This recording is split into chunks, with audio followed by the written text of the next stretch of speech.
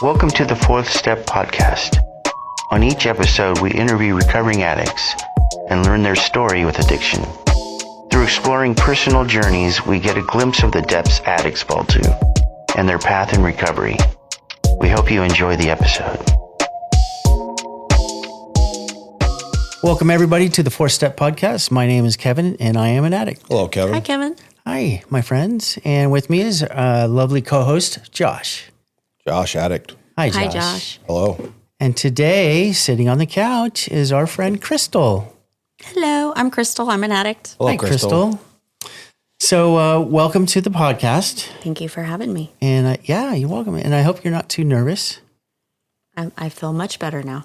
Oh, good. Yeah. We didn't want to put any pressure on you, but we just want to let you know that we're going to dig really deep, get really personal, and hopefully you share what feels on your heart. That's Cool. the plan, yes. I think we usually start off and just like right off the bat going, in your childhood, is there any trauma? Or, tell us about some of your childhood that really affected why and how you used. Yeah, what stands out that can correlate with your journey in recovery? Sure. First core memory about... I'm sorry. No. I almost forgot. Yes. What's your clean date and how many years you got? My clean date is July 13th, 2013. I am about 2 months away from 12 years. Okay. Yeah. So 11 if I keep years. doing what I'm doing. Yeah. Good. 11 years. All right, cool. All right. I'm sorry. No, go ahead. No worries. First core memory is being shuffled into a bedroom by my mother and being told that I needed to watch my infant brother who was in a crib. Now, mind you, I'm 3. I can't reach into the crib to get him or do anything to help him, right? But I was locked in that room with a bucket and told to watch my brother. At 3 years old? At 3 years old. I remember being so upset because I kept crying for my mom to come to the door, and I couldn't. It was locked from the outside, so I couldn't get the door You're kidding. open. And I remember just crying, and finally, I get so worked up emotionally, it goes into my tummy, right? So I end up having like a tummy episode and went to the bathroom. And when my mom did come in, she was so upset that I had gone potty that she made me clean it up. At 3 years old. At 3 years old. All right. So right off the bat, we know that you hit some serious abuse as a child. Yeah. Do you know what the door was closed for? Like what you were in the room for? Yeah, they were having a party. Okay. Yeah. Could hear lots of music and yeah, like I remember seeing flashes of light. Like they were partying. I know today what they were doing. Yeah. But at the time I was like, I don't know what's going on out there, and my mommy's not answering the door. So it was your mom and dad? Mom and dad, yeah. And What year was this, do you think? 75. Okay. So 70s. Yeah. Locked in a room, disco ball rolling around in the living room. Exactly. Yeah, got it. Yes, Were exactly. they Okay. big partiers? Oh, yeah. So are they one of us? Oh, yeah. Yeah. So my dad would share with me with his new girlfriends that when I was a kid, I got up on my grandfather's lap and said, yeah, my daddy smokes a pipe, but he smokes pot. And I got in trouble. I was just a little You kid. snitch? I was snitch. I was a little snitch. At how old? I had to be 4 or 5. Yeah, you have no idea what's You right have or no wrong. idea, right? Yeah. I was just a kid being a kid. What's the progression from that memory of being locked in the room? Like how does that evolve? What does it turn into? From my memories, again, as a small child, there was a lot of friction. My parents fought a lot. There was a lot of throwing dishes. There was a lot of yelling. There was a lot of door slamming. There was infidelity, which I didn't understand at the time. Like, my dad would be at work and there would be other men in our house, right? And we were asked to keep secrets. We're just little kids. And my At an early age. Really early age. You're being taught to lie. to lie. Yeah. So my next traumatic memory is coming home from, I don't remember if it was like an after-school program or something, but I was walking with a little friend and I saw my brother on the steps of our apartment in his diaper. And now, mind you, he had to be 2. So he's still a toddler. He's still a toddler. I'm 4, so it must have been some sort of like preschool type thing. Okay. But I'm alone, walking with a friend, and I see my little brother alone, and that troubles me as a 4-year-old child. So I go to my brother. I'm like, what's going on? He said, Mommy locked me out of the house. I'm like, okay. Knock on the door. My mom says, you stay out here with your brother. You can come back in when I'm done. Oh, okay. And I know my dad's friend Jerry's there because Jerry had this ugly ass orange Trans Am. It was a piece of shit. That thing was so loud. Back then, it was probably a bitchin' Trans It was a Am. bitchin' ride, yeah. Yeah, but I remember my dad getting home and we're sitting on the stairs, and the next thing I know, just everything explodes. You know, Jerry's coming out of the house, and my dad's, got a hold of him by the hair, and my mom's screaming and throwing things, and then she's, telling me that I need to pack my shit and get the fuck out of her house. At 4? Yes. Yes. So mom's, she's all right, huh? My mom I'm being never grew up. sarcastic. My mom never grew up. I mean, she died. My mom died alone with me and my brothers taking care of her. Oh. Didn't have a partner. I have empathy for my mom today, but that's been one of the most difficult relationships for sure. So that's probably one that we'll get to on resentments. Absolutely. Man. So is that kind of the lifestyle that you had going forward? Is just that chaos? It just got worse, actually. My mom didn't want to have anything to do with me, so I left with my father. I left my little baby brother, which was terrifying at the time. I didn't understand. I remember driving, because we were living in Sacramento. We were driving back to Boise, where I was born, where my grandmother, my dad's mom, lived. Okay. And we were driving and driving forever. It felt like, it was at least 2 days. Yeah, at your age, that is forever. It was forever. It felt like forever. We finally get to Idaho, and we stopped at this hotel. I'll never forget this freaking hotel. We walk in. It's that rusty orange 70s shag carpet with the mustard colored, little nightstands that look like they've been cut out of a factory. You know what I'm talking about? Like the 70s structured. Oh, yeah. It's I know awful. a lot of people that are going to listen to this are going to go, oh, yeah, I remember that. Oh my God. The Holy Bible sitting out on the nightstand. And I remember getting into this hotel and being really taken back by just how cramped and not homey it felt. It didn't feel like home. It felt very foreign. And my dad took a shower and came out, and he was very upset. He was crying, and I sat on his lap trying to comfort him, and he started molesting me. And Holy crap. that continued for 10 years. You stayed with him for 10 years? I didn't have a choice. I tried running away at one point. I remember taking a bag of chocolate chips and 2 pairs of shoes, and I thought that was really going to get me where I needed to go. And it didn't. You ran out of chocolate chips? I ran out of chocolate chips pretty quickly. So that whole 10 years of that trauma, that must have been horrific. It stripped away every piece of me that existed. I became his object. My father proposed to me when I was 8 years old.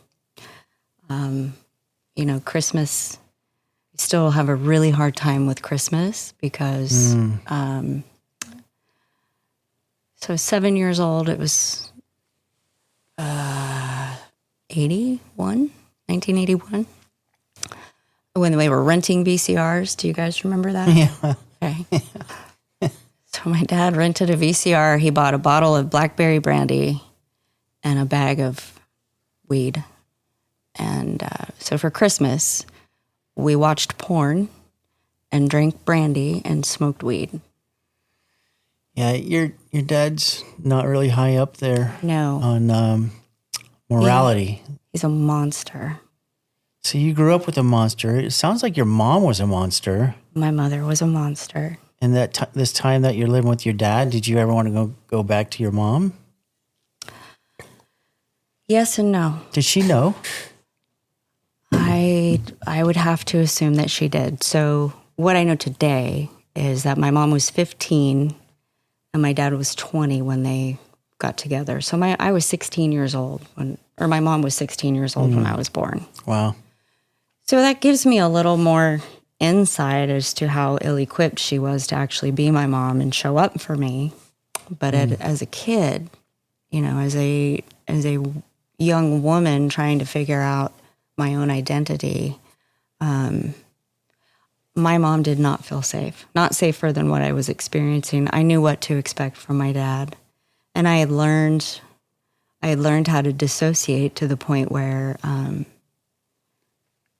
it was just a thing that I had to get through, and then things were all right, Yeah.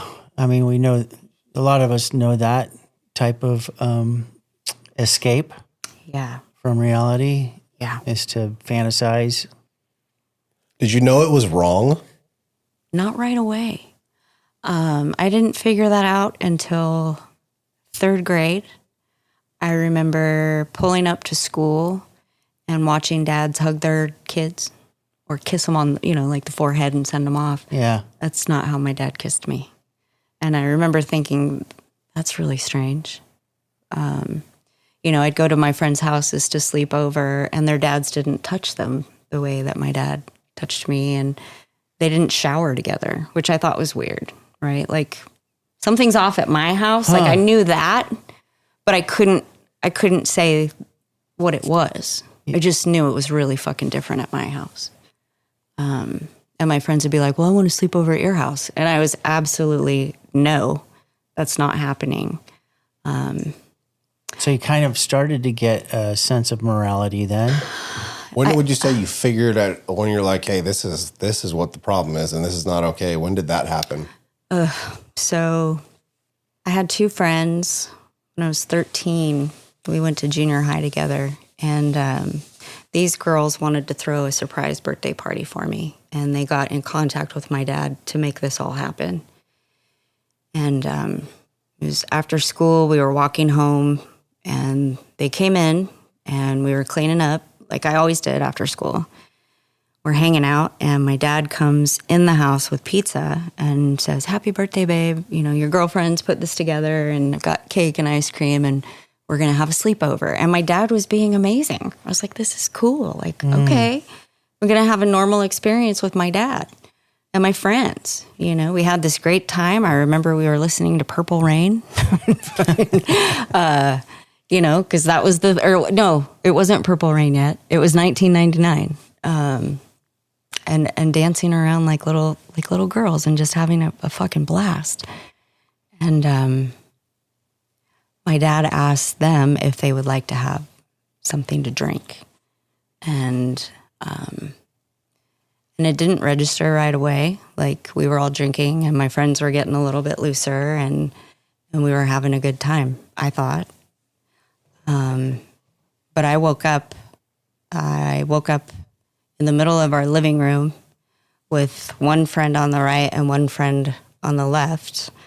And I remember looking up, and my dad was on top of one of my friends. And I immediately just panicked and was pleading with him, please don't, just, I will do whatever you want. Just please don't touch my friend. Please don't touch my friend. That's brutal. And he was laughing. I'm starting to shake. He was laughing. He thought it was funny that I was so upset by it. And my friend started to wake up. And then he panicked and went in his room. And she was like, what's happening? How old are you at this time? 14. It was my 14th birthday. Oh. And I was just panicking. I didn't know what to say. I said, I don't know. I woke up and my dad was out here. And she goes, yeah, I think he touched me. And I didn't know what to say. I remember we all just laid there together, and I did not sleep. I just laid there waiting for him to come back. And he didn't come back. But the next day, we went to school, and I went home by myself. And I got a phone call from from my friend's dad, asking if I could come over and babysit. And when I got there, there were cop cars everywhere. And I remember thinking, oh no, what did I do? Yeah, of course. And thinking, oh, I need to go home. But something said, you get in there. And I walked in, and this man walked over and said, we need to talk to you about what happened last night. And I just remembered thinking, fuck. I had lied for my dad so many times in so many different situations to protect him, right? And I had been promised many times that what he was doing would stop if I would just get him out of this crisis, right? And that never happened. And I remember thinking, this might be an opportunity for me to not have to endure this anymore. Right, yeah. So it's a little bit of light. There was some hope there. Yeah. I was terrified. They asked me questions about everything that I had experienced in front of my friend and her parents. I don't think I've ever felt more shame in my life than I did that day. So you were all the way transparent about everything at that time? Oh, yeah. I felt like I finally had a voice, and someone was listening. I had teachers ask about bruises or different things, and I would say, I'm having a hard time at home, and it would be dismissed. I had teachers that were kind of bullies, because I was emotionally different. Well, I mean, you didn't internalize that then, that you were being abused? No, So I didn't. You had no idea that I didn't know any of it was wrong. you believed it was your fault. Absolutely. Yeah, if I didn't do this, he wouldn't do that. Yeah.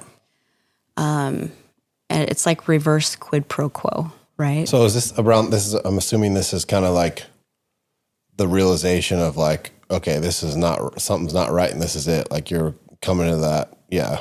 Yeah. Like it was validating.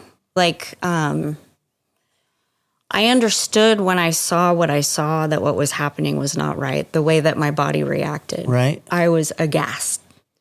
What the fuck? That was what I couldn't verbalize that obviously as a child, but that was what was happening in my body was a what the fuck experience. Like, I don't know what to do. This should not be happening.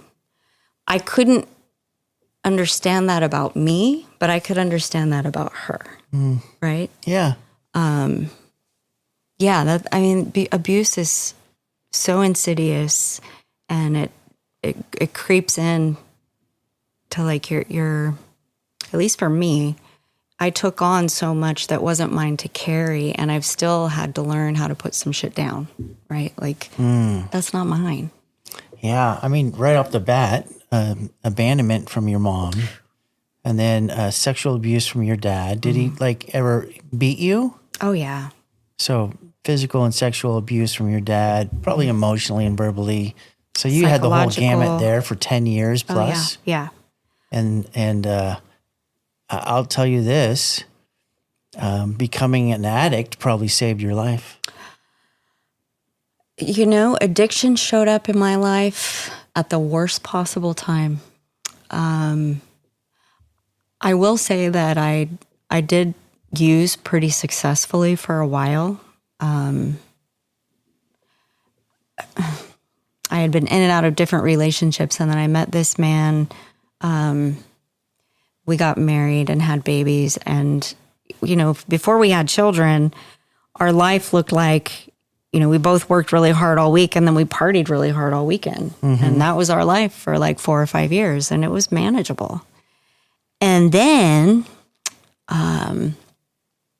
he introduced me to something that he told me was opium. And we were smoking it out of foil, and I remember it felt amazing, But the next morning, I had this weird itchiness in my throat and my skin felt funny. I was like, I don't like that. Well, come to find out, it was heroin. Yeah. And I didn't know until I was hooked. And I had 2 babies. And I didn't know. This is hard to say out loud, but I didn't know that my responsibility was to my children. I believe that my responsibility was to him. So looking back, I understand what you're saying. Looking back, though, look at the teachers you had as parents. I didn't have anything. That's what I'm saying. And That's why I asked, like, did you know that it was bad? Like, when did you find out? Because, like, with that kind of shelter, that kind of trauma that early, and then transitioning right into the molesting that young, like, there's not a lot of experience to pull from. So the viewpoint is from the very outside limited. world. And if he's doing that at that age, that's why I was curious how long it took for you to find out, because I'm sure he's like probably intentionally keeping that window probably small, you know? definitely. So, yeah, Yeah, definitely. just doing Like what a you hostage. know. Yeah. Definitely. That's a lot of therapists will call, Yeah, we you were a lived in this. hostage. We lived in this house in Coeur d'Alene, and I remember I lived in the basement, and it was fucking cold down there. There was concrete floors, and the water heater made these weird noises, and like that was where I was supposed to spend the majority you of didn't my have time. like your own bedroom or anything? Mm-hmm. Hung out in the He basement. says, so you lived in a basement? Mm-hmm. So that's like the scene and plot for a horror story. It's horrible. Yeah. It's horrible. And when I recognized that I was having a problem managing my drug use, I went to a family member, my husband's parents, and asked them, if they'd be willing to watch the kids so that I could go to treatment and get my shit together. Yeah. And at the time, my thought was, well, I'll get clean and then I'll show him how to get clean and everything's going to be great. Of course. I had planned. You're a savior. I'm going to save everybody. It's going to be great. That was right. Right. It made perfect sense. I've tried that with a family member before. Wow. And I got clean. Thank God. So where, let me ask you this. You were getting loaded with your parents or your dad. Mm-hmm. Any other family members? Was there anybody besides your mom and dad in the picture? So after I was removed from my dad. At 14? Yeah. I came back to California and found my mom. And my mom was dating this guy, and they would fight, ugly fight. And Like physical fist fights? no, just verbal, Screaming? screaming. Not nice. But this guy made a move on me one night when my mom was asleep. And I don't know any better, right? Jeez. So I let it happen. We ended up having a child together. And it was weird. So my mom, from that point on, treated me like competition, right? And I have a part, I participated, but I was 17. He was 34. Yeah. But looking back, I mean, maybe at 17, you like knew that maybe it was wrong. Correct. But you've like were, and I don't like this term, but I don't know how else to describe it. You were groomed. Correct. So you were groomed to that way of life. Well, yeah. I was also told over and over again that the only thing I had to offer was my body. The only thing that would work for me with men was my body. That's it. I didn't have anything else to offer. I wasn't smart. I wasn't going to go anywhere with my life. What I had between my legs was really what I had to offer. I heard it over and horrible over existence. and over. It was horrible. The reason I said that addiction probably saved your life is, I was never in those situations. I've been molested as a kid, but I went through all the violence, the physical abuse, all the violence as a child. And, 14 or 15, I tried to, I was going to commit suicide. Never went through with it. But through therapy, many, many years later, after I described my childhood to the therapist, this is a trauma therapist, and she said, if you didn't become a drug addict, you would have eventually went through with your suicide because of the internal pain. Did you ever feel that, like, such despair, internal pain? Absolutely. Yeah, I always felt like I didn't belong here. God, that's relatable. And I still struggle with that. I struggle with that in recovery. Even today? Oh, yeah. There are pieces of that are so hardwired. Undoing it is really, really challenging. Right? Yeah. Like, I have to look it straight in the face and say, not today. I don't want to hear it today. Shut the fuck up, Oh, my God. I can so relate. Yeah, and you hit it on the head. Recovery gave me a ton of tools to work through the disease of addiction, but I was still struggling so much with esteem and security and safety, right? Things that I learned in my 4-step that were not provided to me, right? Yeah. So those things became like a mission for me. I need to figure out what security and safety look like for me. I need to figure out what esteem looks like for me.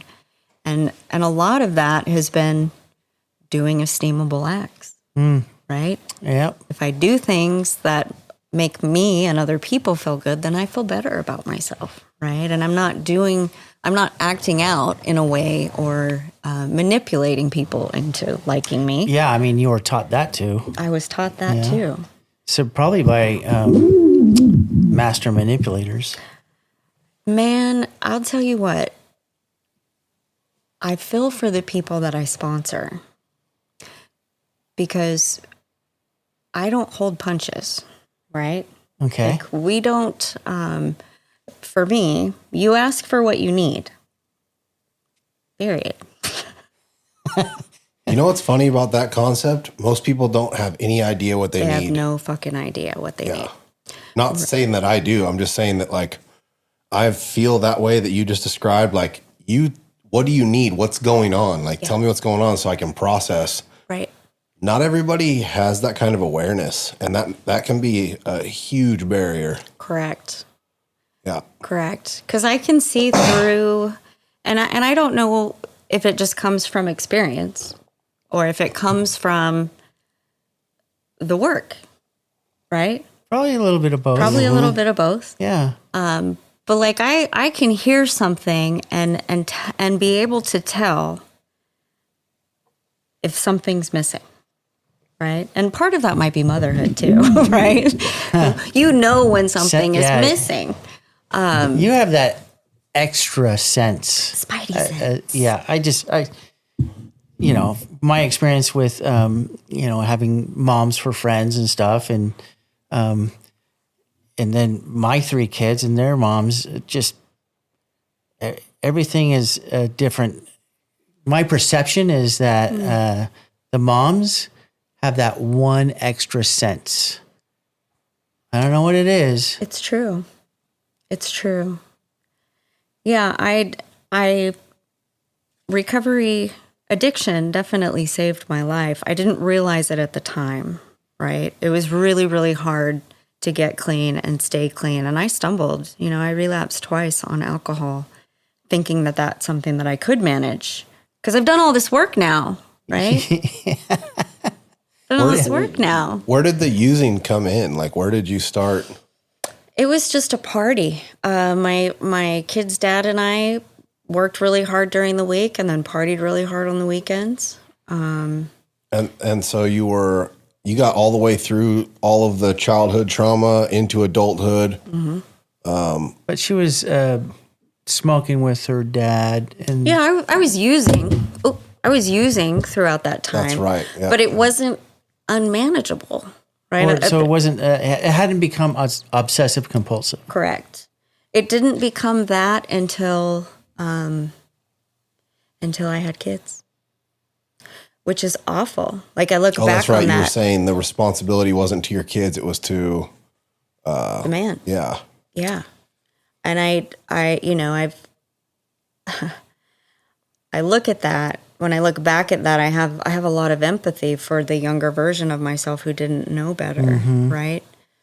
But at the time, like it made perfect sense to me that my kids are going to be okay. I've just got to figure out how to keep this man.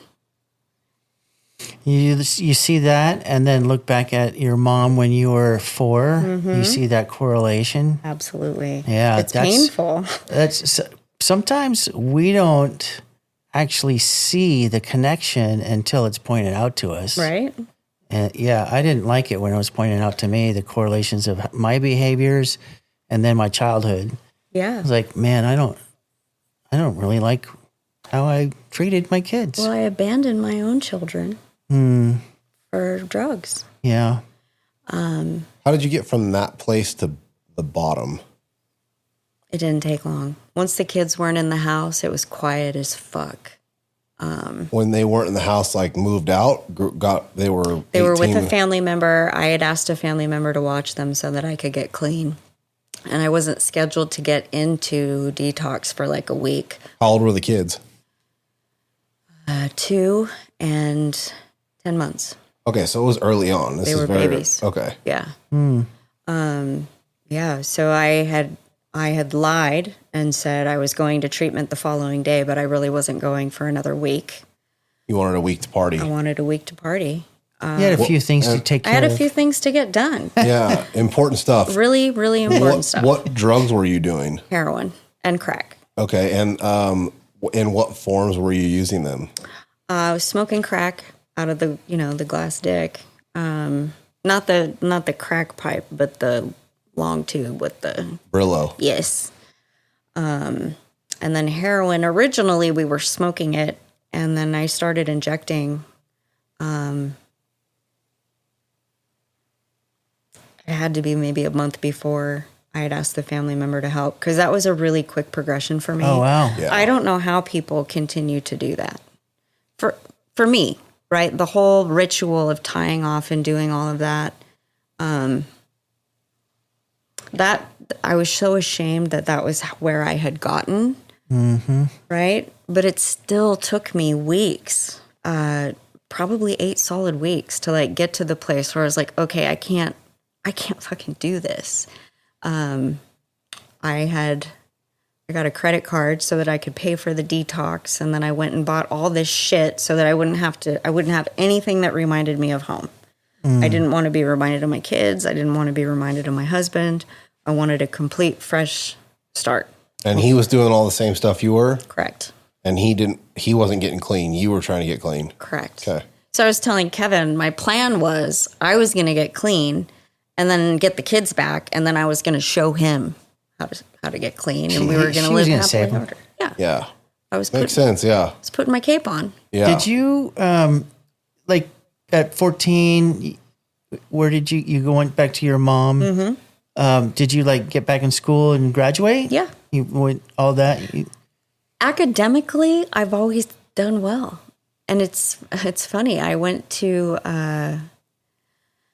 dental assisting school, and you have to learn a lot of anatomy, right? And I graduated at the top of my class. Oh, no kidding. So I'm you were smart. smarty pants. Yeah. I just don't, I sell myself short. That dialogue still plays. Yeah, mine too. It's horrible. Yeah. Yeah. Did I answer your question? Yeah, I just getting to the bottom. So it sounds like you're in rehab. You're gonna try to save your husband. What did like transitioning into recovery from there? Like, that's obviously not where you got clean and stayed clean. Correct. Yeah. So that week was pretty dark. It was really, really quiet in the house. I recognized, I'm here by myself, still sticking needles in my arms. I've lied. so that I could be here by myself to do all of this. And what is the end goal? Well, I want to get my family back. So then it was, how do I make that happen? And constantly trying to think of ways, overthink ways. You're still trying to crunch the numbers. Yeah, I'm still trying to think Josh. my way into a better lifestyle, right? As opposed to just living a better life.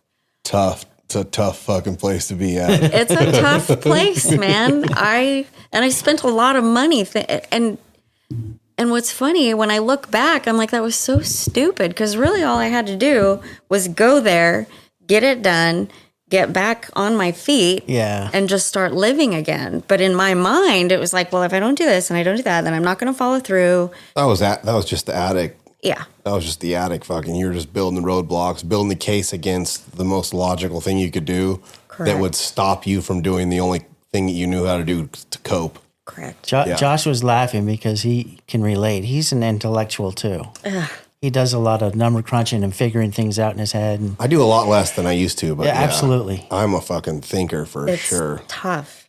Like, this brain. I'm very sensitive, and so not only am I thinking for myself, if I care about somebody and I'm picking up on whatever's going on with them, I start thinking for them too, and I'm like, and then I have to backtrack out of all of it and like separate and like, okay, I'm over here, this is over here, this has nothing to do with me. It gets fucking weird. I understand. Yeah.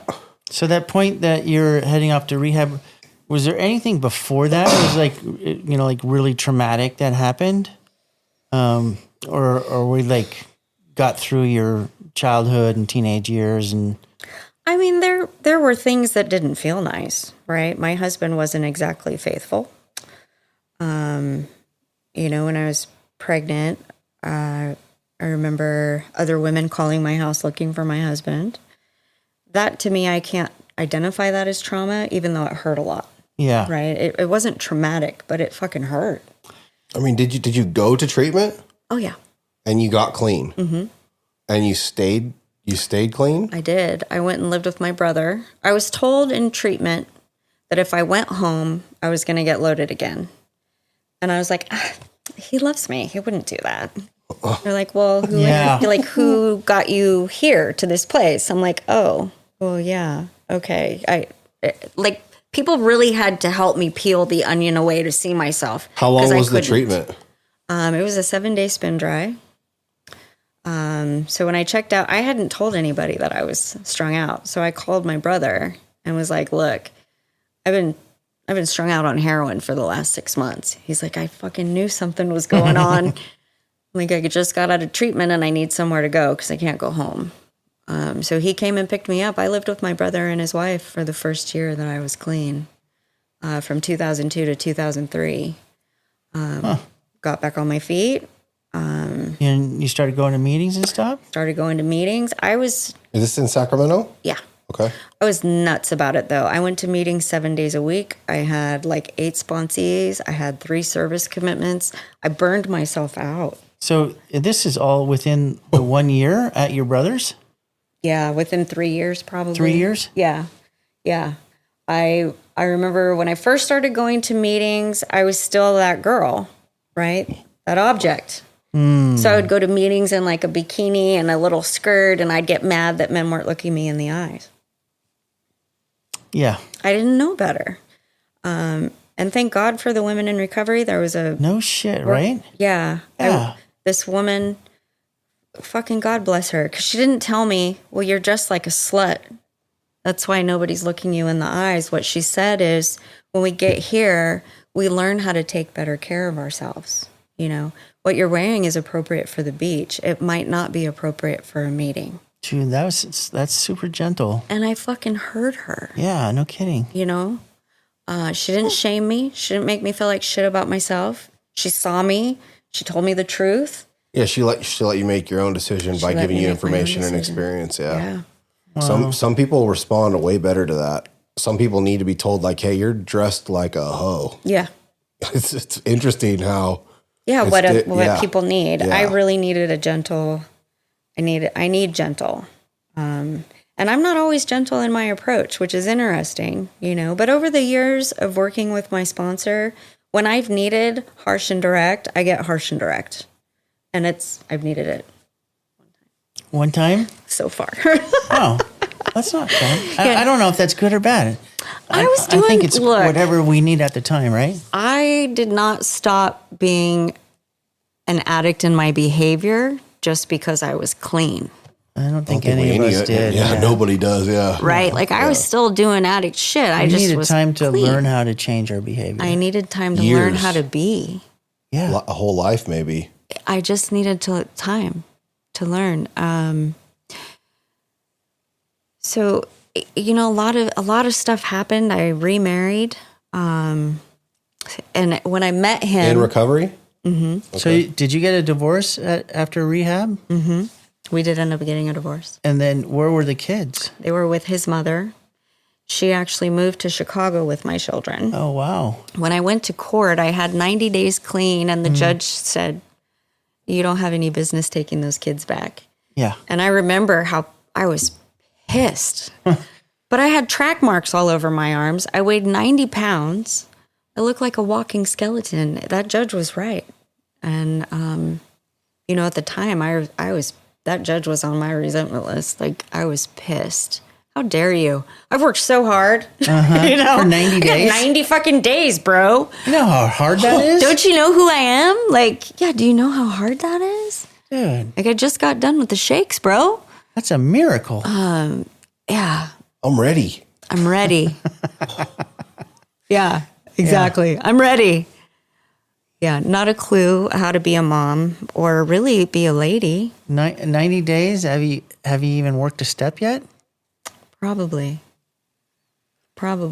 I was working with a woman who was in AA, and she took me through the AA steps. Did you do a lot of AA in early recovery? No, I just happened to find a sponsor who was in AA, and I found it intriguing because at the time, they worked out of the Blue Book, right? And we didn't have the green and gold yet. This was like 2002, right? Wait, so they worked out of the basic text? They worked out of the basic text. I guess. I don't know.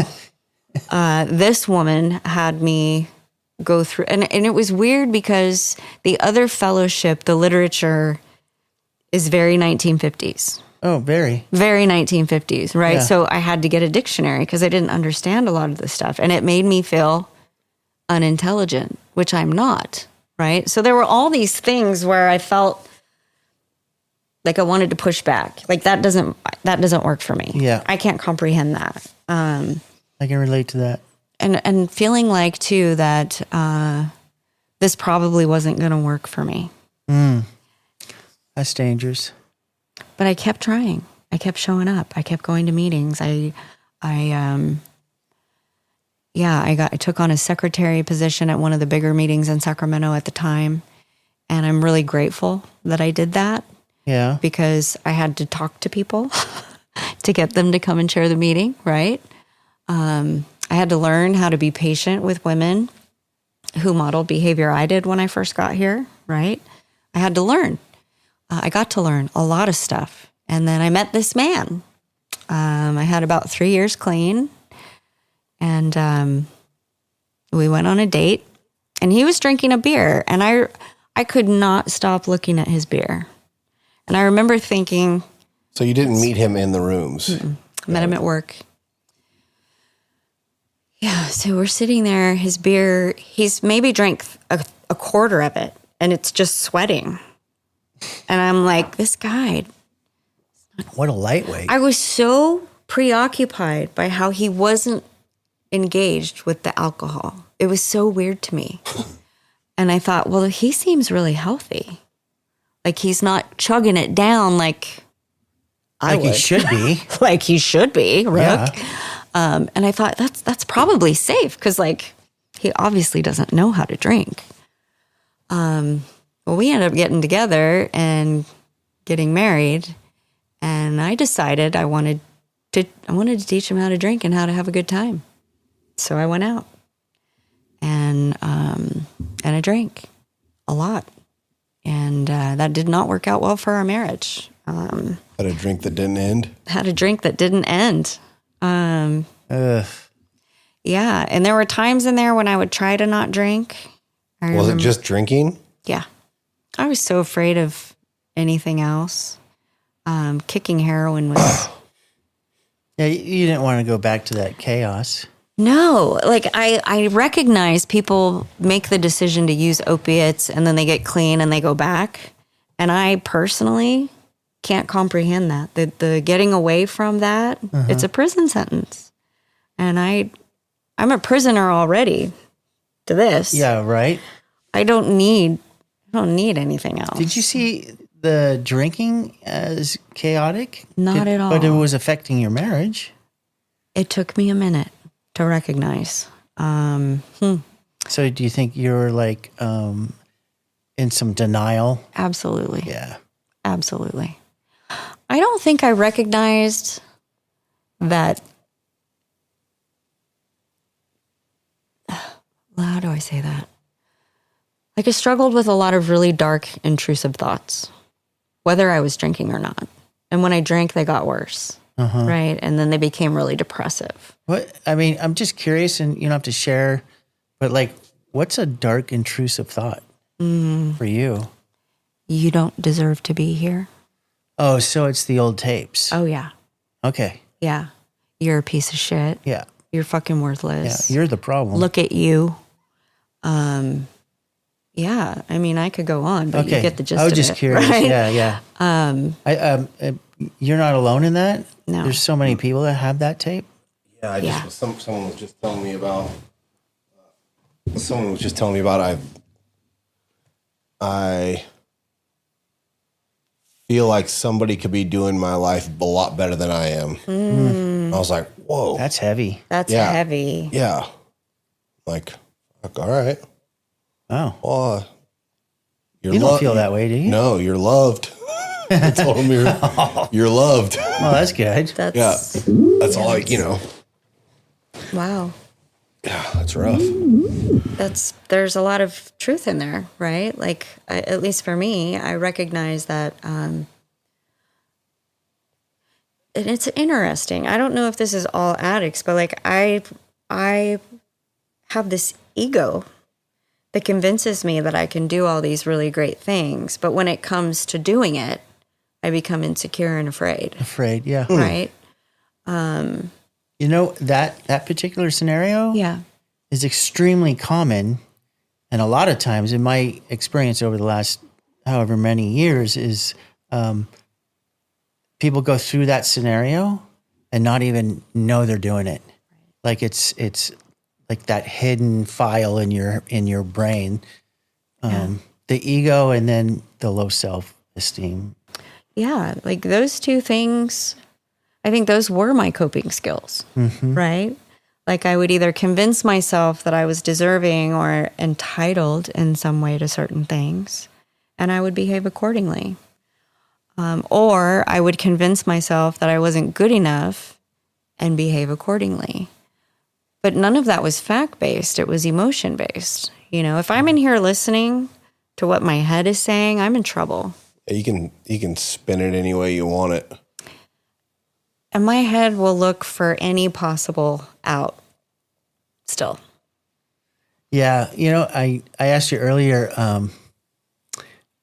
did your head have a theme song? I don't know, like White Lines. Yeah, that's your theme song. Do you remember that song? Yeah, I'm thinking. I think I had like 15 years or so, and people were talking about their theme song, you know, and I was like, huh. And I thought about it for a long time, and I go, you know, if I stay in my head, my theme song is Ringling Brothers, Barnum and Bailey Circus, because I could just. It's just all loopy, bouncing around. I can imagine clowns running around in this ring, and it's Crazy Train. Yeah, it's a circus would be up mine there. then. It really is. Yeah. Crazy Train. Crazy Train. Okay, yeah, I can relate to that. Yeah, it's nuts in there. Yeah. What's your theme song? Oh, fuck, I don't know, dude. I have no idea. You're super intellectual. You think about it and then get back to us. I think like I think I make my own songs. That's pretty good. I was going to say. Yeah. I like You don't that. listen to anybody else's music. I really don't know. Josh is a musician. Okay. I like that. He raps. I have music going in my head a lot. Mm-hmm. It's usually not anybody else's. Yeah. Or anything that I've made before. It's just there's something going in, some kind of theme song going on. Love that. You probably have a new theme song every day. Just about. Nice. Yeah. That's awesome. All right. So, It's so something. you were getting loaded. I'm sorry. Yeah, I'm sorry. I'm off on a tangent. You're getting loaded. You started drinking again. Yeah. And then, so how did that get you back? That marriage didn't last? No, I engaged in some behavior. I ended up having an emotional affair with another member of Narcotics Anonymous, and it completely blew up. This was while you were getting, This is while what you led were to drinking? me. This was what led me to drink, right? Oh. So after, this is all kind of blurry. So I was drinking. Brandon and I split, my husband. Mm-hmm. I was renting a room in Citrus Heights, and I had met this person while I was still married. But after I had moved out and was on my own, I guess, he shared that he had stronger feelings. This person's in recovery. Correct. Okay. And married. Okay. And I knew it was wrong. Mm-hmm. And I felt entitled. And I did it anyway. Now, that's not to say that things went to the place where we all think it went. It didn't. But it was a very emotional thing. Mm-hmm. I said things to him that I should not have said to him. I should have been saying those things to my husband, right? About being unhappy in my marriage. I shouldn't have been sharing that with another man. I should have been sharing that with my spouse. I didn't know. Yep. So fast forward, that dismantles. I went back out. I got clean. I went back out for like 3 days. This all happened really fast. So like I came back, I want to say it was right around this time in 2013. I got my feelings hurt at a meeting because Imagine that. someone had opinions about my behavior. And so fuck them. That's pretty much how it went. Yeah. Yeah. I went and bought a bottle of whiskey and went home and decided, fuck that place and fuck those people. And So you were drinking at them. absolutely. I was Yeah. punishing them. Yeah. Yeah. Yeah. Why Didn't don't I work out. poison myself I'll to show get back at you? Yeah. That never made sense to me, but I did it all the time. I did it. And Oh it my took God. 3 days. I called Jennifer. I think I was still drunk. And I said I fucked up. And Did you know her sponsor was Jennifer? Yeah. yeah, I said I fucked up again. And I'll have one day tomorrow. And she goes, "Okay, honey, I love you." That's all she said. "Okay, honey, I love you." She wasn't mad at me. She didn't tell me about myself. She didn't make me feel like shit for making a bad decision. And as weird as it sounds, that felt like one of the most loving things that I had experienced in a while. No, that doesn't sound weird. Like it was at the time, I remember thinking, Non-judgmental and unconditional. exactly. So yeah, so that moment right That there. moment. If when you told me that, I'm thinking, looking back at your the past life, all the abuse that you went through, Mm-hmm. your parents, the husbands, all that abuse. There was zero unconditional love or nurturing, and then you find it in this woman that you asked to sponsor you, and that probably triggered something for you. Big time. Yeah, Yeah. I ended up having, I might get emotional. it's okay. Happens all the time. Yeah, I ended up having like a psychiatric episode.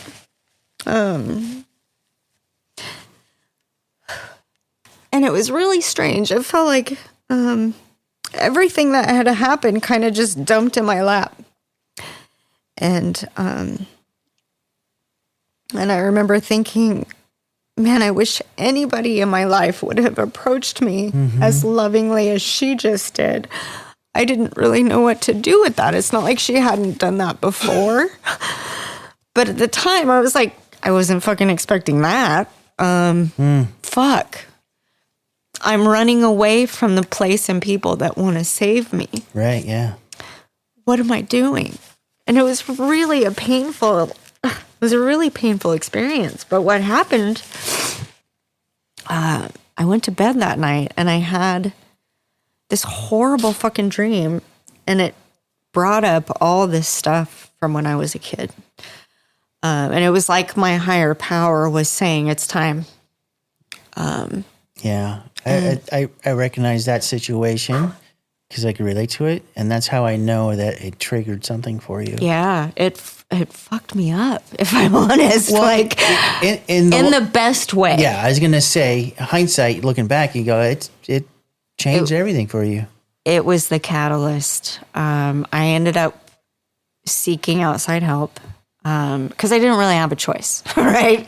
I was over someone saying, it's okay, I love you. I was like, completely coming, like in the old cartoons where they show shit flying out of someone's brain and they're like, bobby pins are flying all over the place. That's kind of how I felt. Like, what?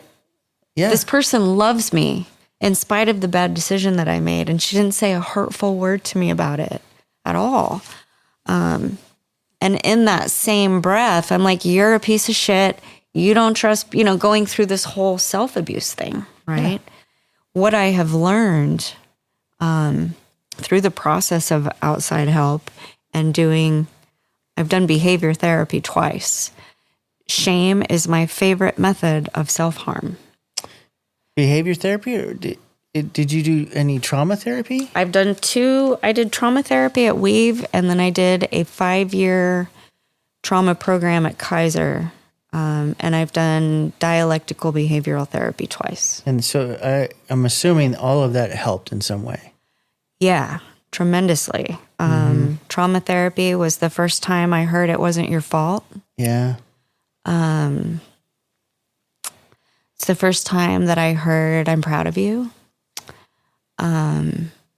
Jennifer's told me many times along the way that she's proud of me, but it was different hearing it from a stranger. So it's interesting. What I've learned through time is, as a grown woman who still feels very much like a child a lot, that shame isn't necessarily, I don't necessarily need to use shame to abuse myself. I can use shame to help myself continue to grow, right? Like when I recognize I don't feel good about that. I'm going to work on that. Do you see shame and guilt as different from each other? Very much so. Yeah? Yeah. How so? Guilt is about my actions. Shame is about my perception of how you see me. Oh, good one. Yeah. Right? I feel guilty when I've done something to cause harm. And so that triggers the amends process. Correct. Yeah. Shame is where I Self-talk. covertly abuse myself. Self-talk. Yes. Yeah. Yes. Well, through some trauma therapy jargon out there. Yeah. A trauma therapist says your homework for this until we meet again is you need to pay attention to your self-talk. Yeah. It's important. I try not to speak to myself in an abusive manner. It's such a subtle, even the tone that I use with myself. Absolutely. The tone I use with myself, the energy that I use when I'm talking to myself, all of it fucking matters. And it can get for me, it can get so messed up without me noticing so fast that I'll realize, by the time I realize I'm not treating myself well, the dialogue with myself is way fucked. Yeah. I'm angry, I'm resentful. I'm short. I'm aggressive, demeaning. And like, I'm like, wait, what the fuck? How did I get here? Like and I like then changing it and then seeing the difference in how I feel internally. It's crazy how like it really, really matters a lot. Yeah. It does. Yeah. Sadie there's somebody close to us that talks very poorly about themselves, and they'll say something out loud. She's like, don't fucking talk to yourself like that. She just can't handle it. She's like, Good. stop doing that. Good. Yeah, she can't handle it. Yeah. There are times that Josh and I have, like the conversation. He'll call and we'll have a conversation when he's going through that. And I don't really say anything about myself to him, but when he's talking about that, describing what he's doing to himself, so many times I'm like, it triggers something, right? And I'm like, ooh, I'm still doing that, and just him calling me gets me to change what I'm doing. So he doesn't even know that he's affecting a positive change for me, Yeah. which I guess I could share with him. Yeah. But I don't want his ego to get too big. Understood. But really, when they say the sponsorship is a two-way street, and Yes. sometimes the sponsee is sponsoring the sponsor and all that talking. Absolutely. I feel that a lot with working with the guys that I do. Yeah. Yeah. Yeah, that's interesting. I think that's But- it's probably organic the way that happens, right? is, like yeah. it's supposed to happen that way. If And you're it doesn't doing feel work, intentional either. no, I think it should feel organic. It shouldn't feel forced, right? Like I don't know, maybe I need to take a step back there, but what I appreciate about sponsorship is that I can be my raw, messy, unregulated self, right? Because I'm not always calm and I'm not always regulated. Sometimes I'm emotional and I need to get something out. And I appreciate that I can call in any space and share.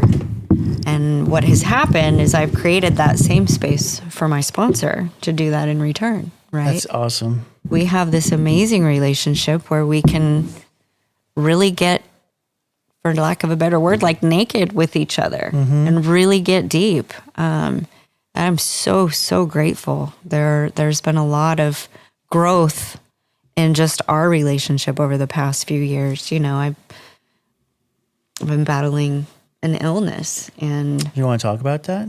we can talk about that. All right. Jennifer has been a fucking angel. And not even necessarily, it wasn't even about being there physically all the time.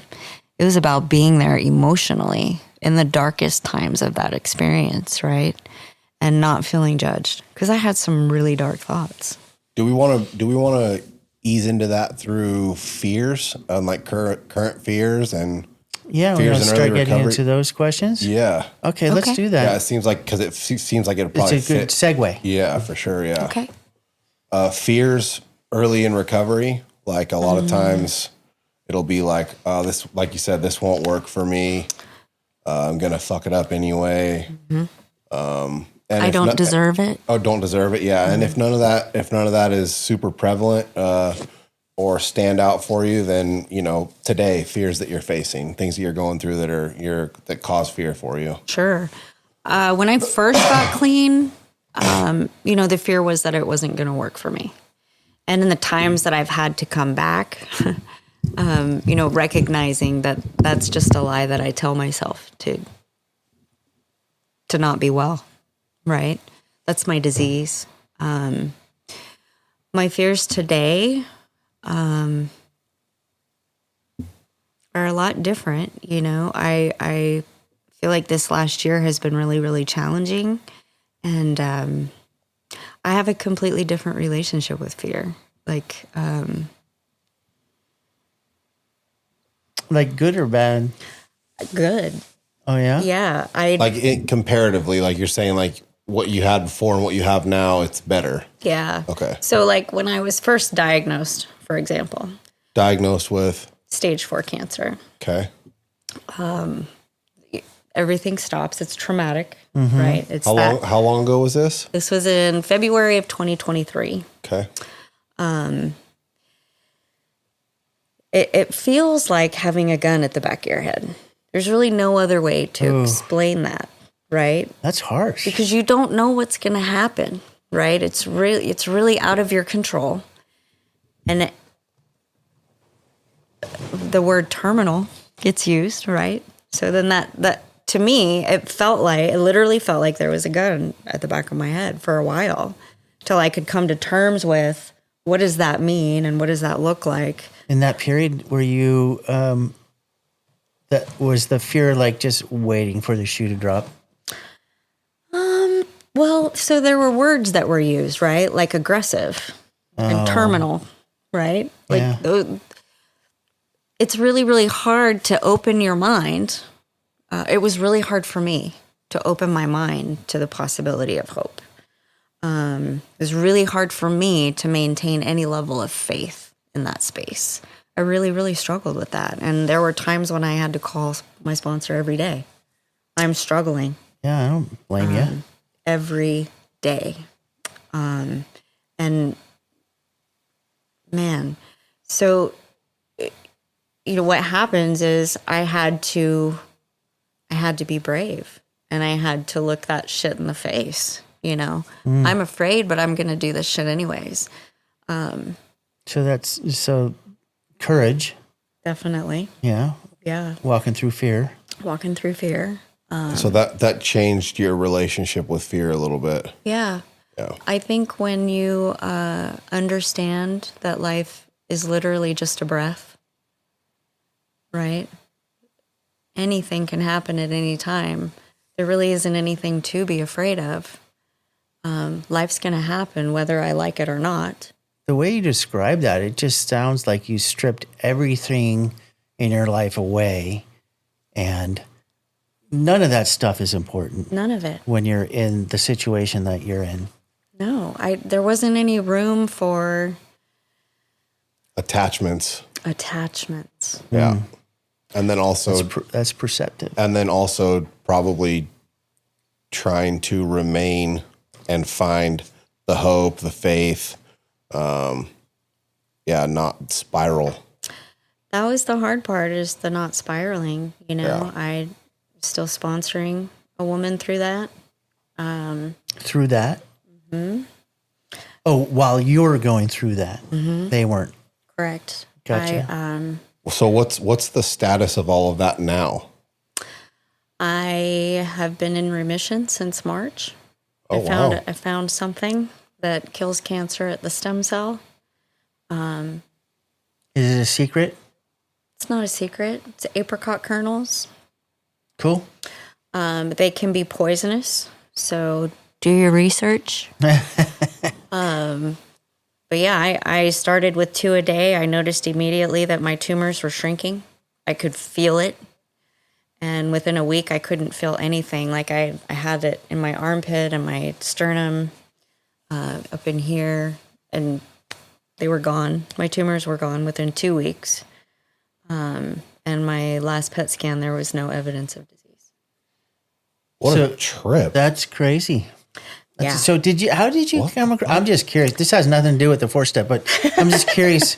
How did you do the research to find that? So I got really sick. Yeah. I got really sick in November, December. I was septic. Went back on disability. I had a lot of free time, and I'm an investigator for work. And I thought, well, you got all this fucking time. Yep. Get on your laptop. And I don't know where it came from. I'm assuming my higher power did one of these, tapping me on the shoulder. Uh-huh. It was just this whisper, essential vitamins. And I thought, okay. So I started, B vitamins. What are the components and structures and benefits of each essential vitamin? And something popped up about B17. And I was looking for products with B17. The only thing I could find was apricot kernels. Wow. And in doing research, B17 was removed from all products in the United States in the 80s.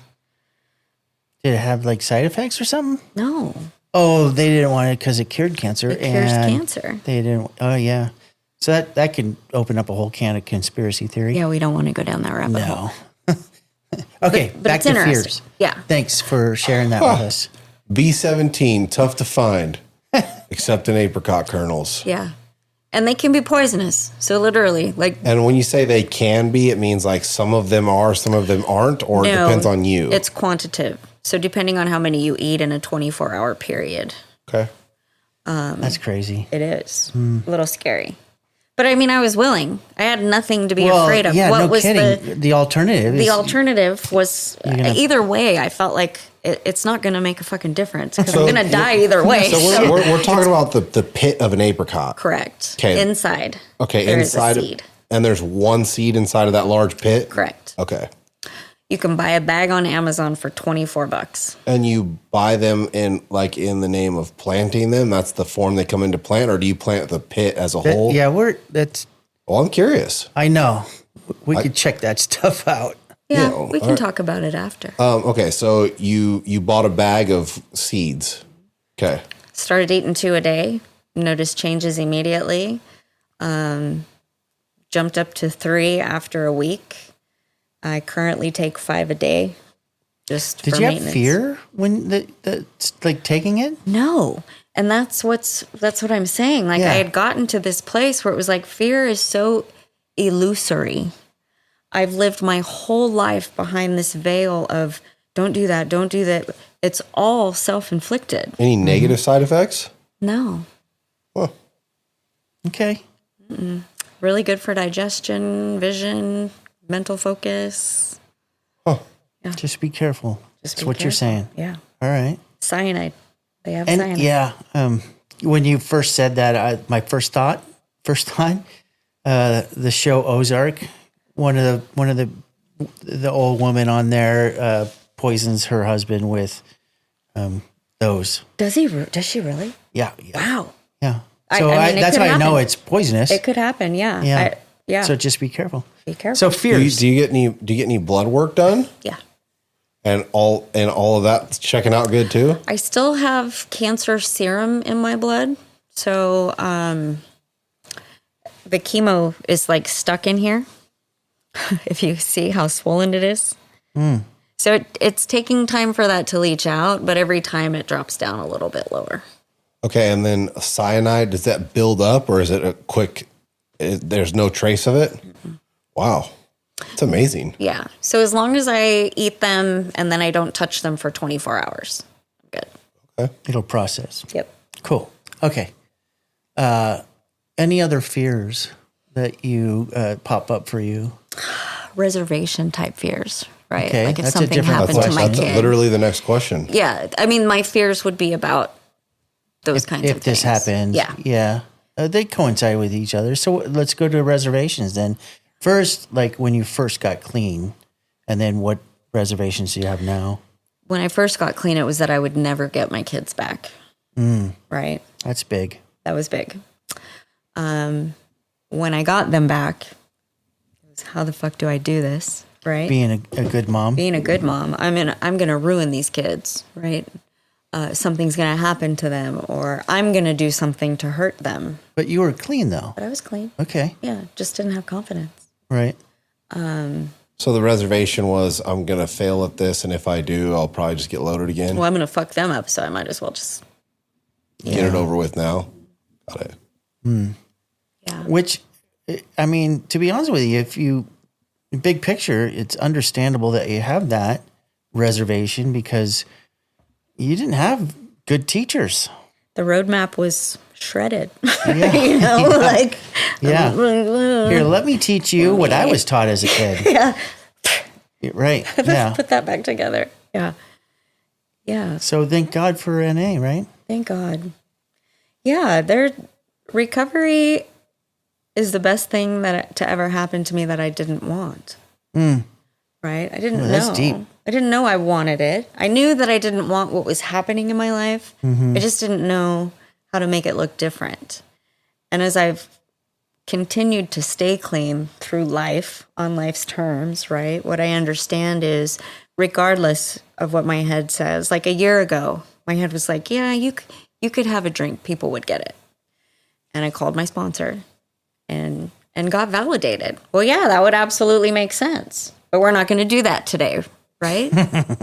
Yeah, you're right. I'm not going to do that today. But that validation is so important, right? Especially when you're twisty. Yeah, because I definitely went through some twisty times, but my reservations today would be about something happening to one of my children. How old are they? 35, 26, and 24. No, 25 and almost 27. Yeah. Yeah. Sometimes I forget my kids They too. just get older. I wish they would stop. I'll use the excuse of being old, but don't tell Josh that. Yeah. There's so 3 kids, and one of them was from your mom's boyfriend. Yes. How did that sit with you today? I mean, have you come to terms with that? I have. That's that poor boy. That poor boy. My poor son. So, he was born into something very dysfunctional.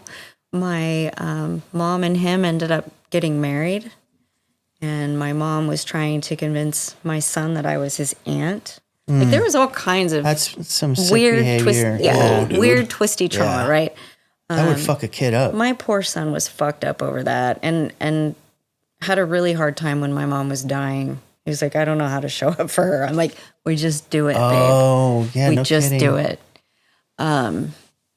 So him and I have had to work through stuff on an ongoing basis as he's matured and had stuff come up with his own kids. And I've made it really clear to my children, even with the amends that I've made, the door will always be open for you to share with me whatever comes up. If there's any sense of responsibility you feel that I have for something that's taking place in your life, I want to talk to you about it. Yeah. I want you to know the door is always open and it's always safe to talk to me about me and what I did. There's part of that is you treating your children the way you wished you were treated as a kid. Correct. I learned that too. Yeah. I wish I would have been given what I'm willing to give and provide to my own children. Yeah. You realize now what you were missing as a kid. Definitely. Yeah, that's big. It played out a lot in my relationship with my daughter. Good. Yeah. That's great. Yeah. Other reservations? No, I don't have reservations. Current resentment. I love that. I've got a few stacked. Resentment is tough, right? Like, people piss me off, but I don't hold on to shit like I used to. So can you determine what's a resentment and what you're frustrated with somebody? Sure. For me, if I'm still thinking about it after 3 days, I have a resentment. I fucking love that. Yeah. That's a great gauge. The rule of 3. Yeah. Right? If it happens 3 times, I need to talk to you about it because it's a pattern. Right? Yeah. Yeah. So after 3 days, if you're still thinking about it, it's a resentment. It's a resentment. I want to ask you this, because I've come up against this a few times over the years. Are you obligated? Do you feel ever obligated to do something about that resentment other than making amends? Like, how do you process it besides making amends? Because sometimes making amends can cause more harm. Right. Well, so recently I got my feelings hurt. What if you don't owe an amends? Well, even that. Yeah. Yeah, I'm sensitive, right? I got my feelings hurt recently, and I think getting my feelings hurt isn't necessarily something that I need to make an amends for. Getting my feelings hurt for me is about recognizing that sometimes I'm not spiritually fit to deal with people on people's terms. People are people, right? Mm-hmm. And those attachments that I have are what fuck me up, right? So if I just let you do you and I don't allow you to influence or affect me, I do okay. When I'm hurt, I'm not as equipped to do that because then I'm personalizing. Mm-hmm. When I'm personalizing, I'm in trouble. And I think as humans, we tend to personalize shit that just isn't personal. So like, for example, I was in a meeting and I was sharing about some of my current struggles, and someone right behind me started talking about victimization. If you're in here being a victim, you're going to get loaded. I personalized the shit out of that. I'm still resentful. That motherfucker's going on my 4-step. I've talked to Jennifer about it. I've talked to other addicts about it. I'm still fucking pissed off. How fucking dare you, right? Walk a mile in my shoes. Like, were they talking to you? I have no idea. All right. There's Yeah. But that's how it works in here. Well, Sure is. Right? Yeah. Like I know I was not spiritually fit to be in that meeting and hear what that person had to say, that's pretty awesome, though. because I was fucking sensitive and Yeah. vulnerable and emotional, and I took it on. That's on me. Yeah. That's not on them. That's on me. A lot of us will like see people talking on the other side of the room, and they go, "What the fuck are they talking about me for?" You know what I mean? Yes. And they were talking about last night when they were at the barbecue or whatever. Right. Had nothing to do with us. Right. Yeah. And I've had to work through some of that stuff too. Like, I think they're talking about me. Well, why would you say that? Well, I don't know. Well, you're not that fucking special. Mm-hmm. Oh, even if they are, it's not my still business. none of your business. Yeah, Correct. but if you're spiritually fit, you Yeah. can come to that conclusion. Yeah. Like, it's not A my lot business. quicker. Yeah. When I'm spiritually fit. I don't know. I shouldn't say spiritually fit because sometimes that puts an expectation on you. But spiritually grounded, Yes. is I like that term better I like that. because I don't really want to categorize myself as spiritually fit. I like that. But spiritually grounded is, for me, it's like I can take on the resentment that I have and process it pretty fast. Yes. And then let it go. I will say I feel centered in my body, Oh, that's good too. right? Because Yeah. if I don't feel centered in my body, everything's kind of off balance. Yeah, spiritually, mentally, Yeah, all that stuff. that's good. Yeah. Yeah. You want a break? Okay. Let's take a break real quick. And we're ending with, all right. So, Current manifestation of resentments. yeah, resentment. You said you had another one? I do. Yeah, I have a resentment. So I act out, right? I acted out about a year ago. I wasn't feeling ill. I had some energy. I was responding well to the medicine that I was on. So I decided to date somebody, and blew up in my face. Yeah. I'm a little resentful about that. You're resentful against them? A little bit, yeah. Yeah. I mean, it's not stuff that I wasn't open and honest about, but there's still some resentment there. Yeah. I don't know that it's not workable, right? But yeah, a lot of my resentments too aren't necessarily about that person. They're about me. So Those are the it toughest ones. Yeah, it could be Yeah. the situation. You resent the situation that happened. Yeah, definitely. All right. Right? Like I have been practicing celibacy for a long time, and was really in a place where I wanted to not do that. Oh, okay. and it just didn't work out the way that I wanted it to. Oh, Right? yeah. So yeah, there's the bottom line. I didn't get what I want. Powder. Yeah, exactly. Man. So let me ask you this. And I ask, like, when I talk about resentments with God, the people that I sponsor, sometimes I ask, do you believe they were out to harm you? No. Yeah. So that's basically where the core of the solution is, to be able to get you to the space in your heart where you can forgive. Correct. Did you know better and know you were causing harm to yourself and continue to do it anyway? At some point, yeah. Yeah, that's tough. That makes it so much tougher Yeah. for me. Yeah. It's like, because it's like, why the fuck did I do that? I knew. Like, I look back, I'm like, I kept doing it. Yeah.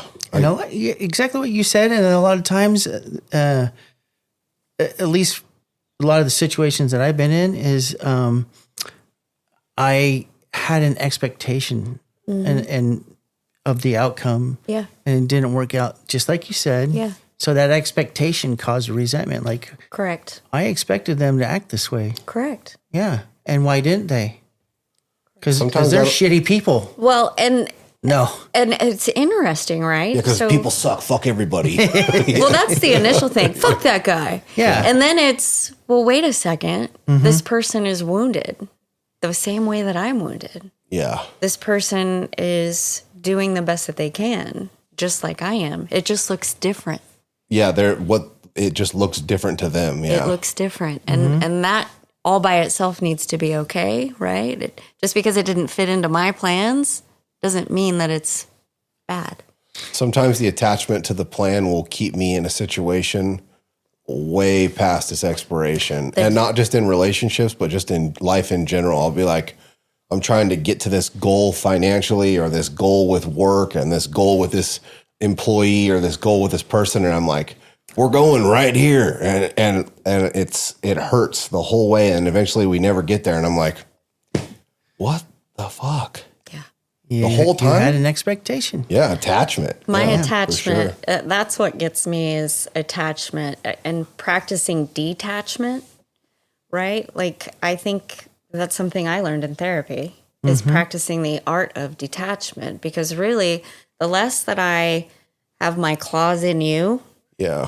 the more able you are to have a life that functions the way that you think that it should, not the way that I think that it should. Yeah, you know what? When Right. you say that, that's very cool, because, like, just for example, you're pointing at Josh, and if you have that expectation and he doesn't live up to that expectation, you have your feelings, but in actuality, Josh is not living up to your expectations. He's being authentic. That's Correct. just who he is, right? It's just not living up to my expectations, Yeah. which I need to keep in check. So when we backtrack there, we're denying, in our heads, we're denying somebody to be authentic for us. We're trying to control the situation. There's probably truth in there. Yeah. Yeah. All right. Yeah. So that resentment, and then you said Kaiser's, you have a resentment against Kaiser, but I mean, do you really want to hash that out? Look, Kaiser saved my life.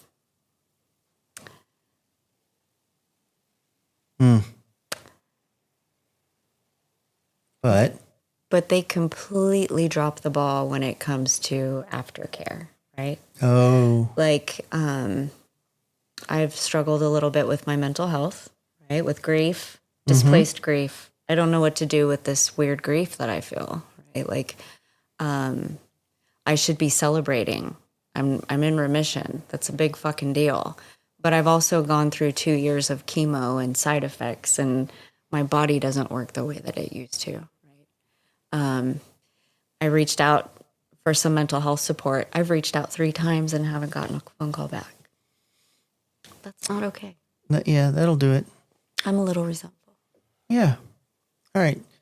Fears, reservations, resentments. Defects. Let's hit like your main ones. You know, stuff that really keeps you down today. Yeah. What is it? Creating unmanageability. A defect that creates unmanageability for you currently, or multiple, whatever. So, wow. Self-will. Oh, you're taking it back every day? Self-will. So I've been trying to change my relationship with nicotine for years. So when you say that, you're just saying you've been wanting to quit? Mm-hmm.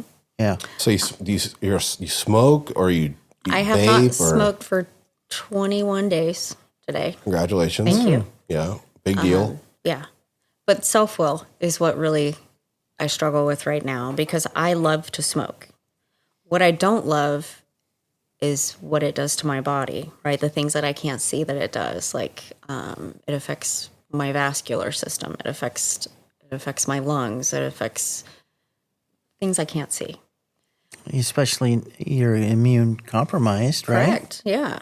The relationship doesn't make sense, right? Like cognitively, it doesn't make sense, but I'm attached, and it's easy to justify because I'm not sticking needles in my arms. I'm not drinking out of a paper sack, but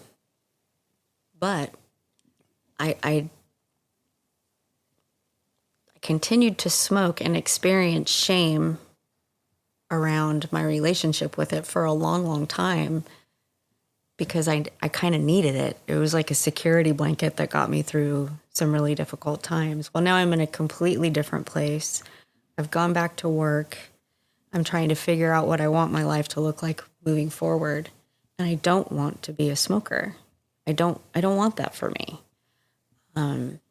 So today, my life is about not being willful, not giving in to that compulsion, because it's my disease in action, right? It's just a different component. Yeah, it's still obsessive compulsive. Absolutely. Absolutely. My daughter, when she was like, I don't know, 12 or something, Jen and I would take all our kids to meetings with us because we just had to. Yeah. Right? So all our kids know about recovery. And so my daughter at 12, she asked me, Dad, isn't nicotine a drug?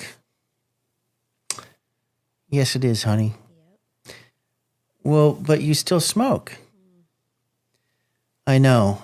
And here is not an excuse, but here's how it plays out in my life. I haven't lost a job over smoking cigarettes. I haven't lost a relationship. My kids haven't left me. All the things that drugs did doesn't happen with nicotine. It's a personal, it affects me personally. Yeah. Right?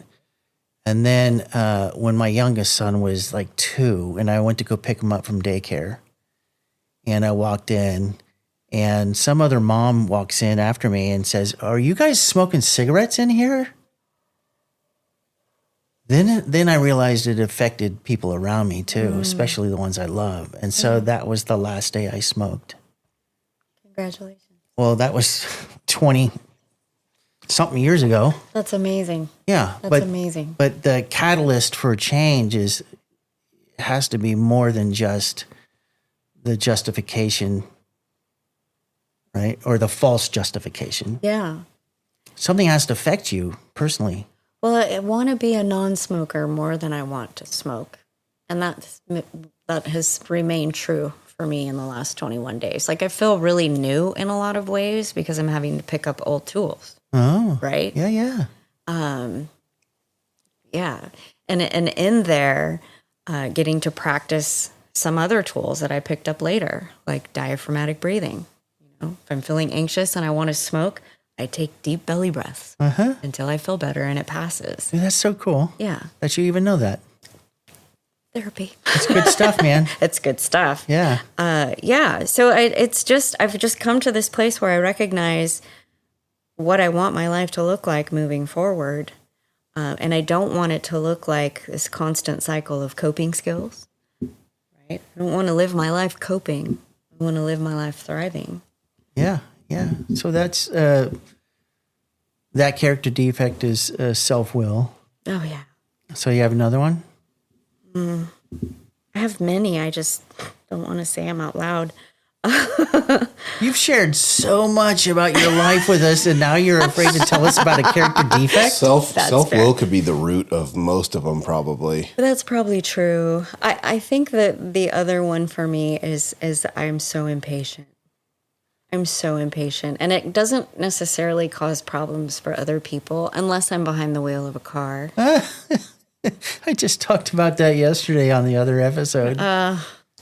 Driving is hard, right? Like, for me, what I know is it ends up feeling like it can feel a little traumatic because I don't have any control over what everyone else is doing around me, right? So I like to have a safe space.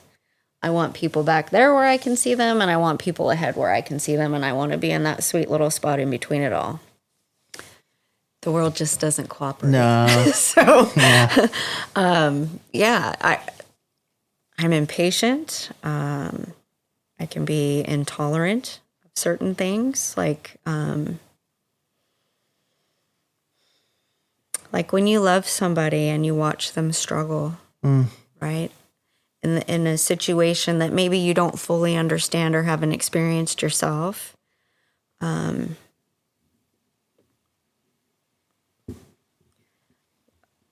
I want to fix things for people that I can't fix for them, right? And that's intolerance? It feels intolerant. So, yeah, I Like understand. not allowing them their own process. Or maybe not letting them in because they're in that process. Well, it's like this weird rigid line, right? Like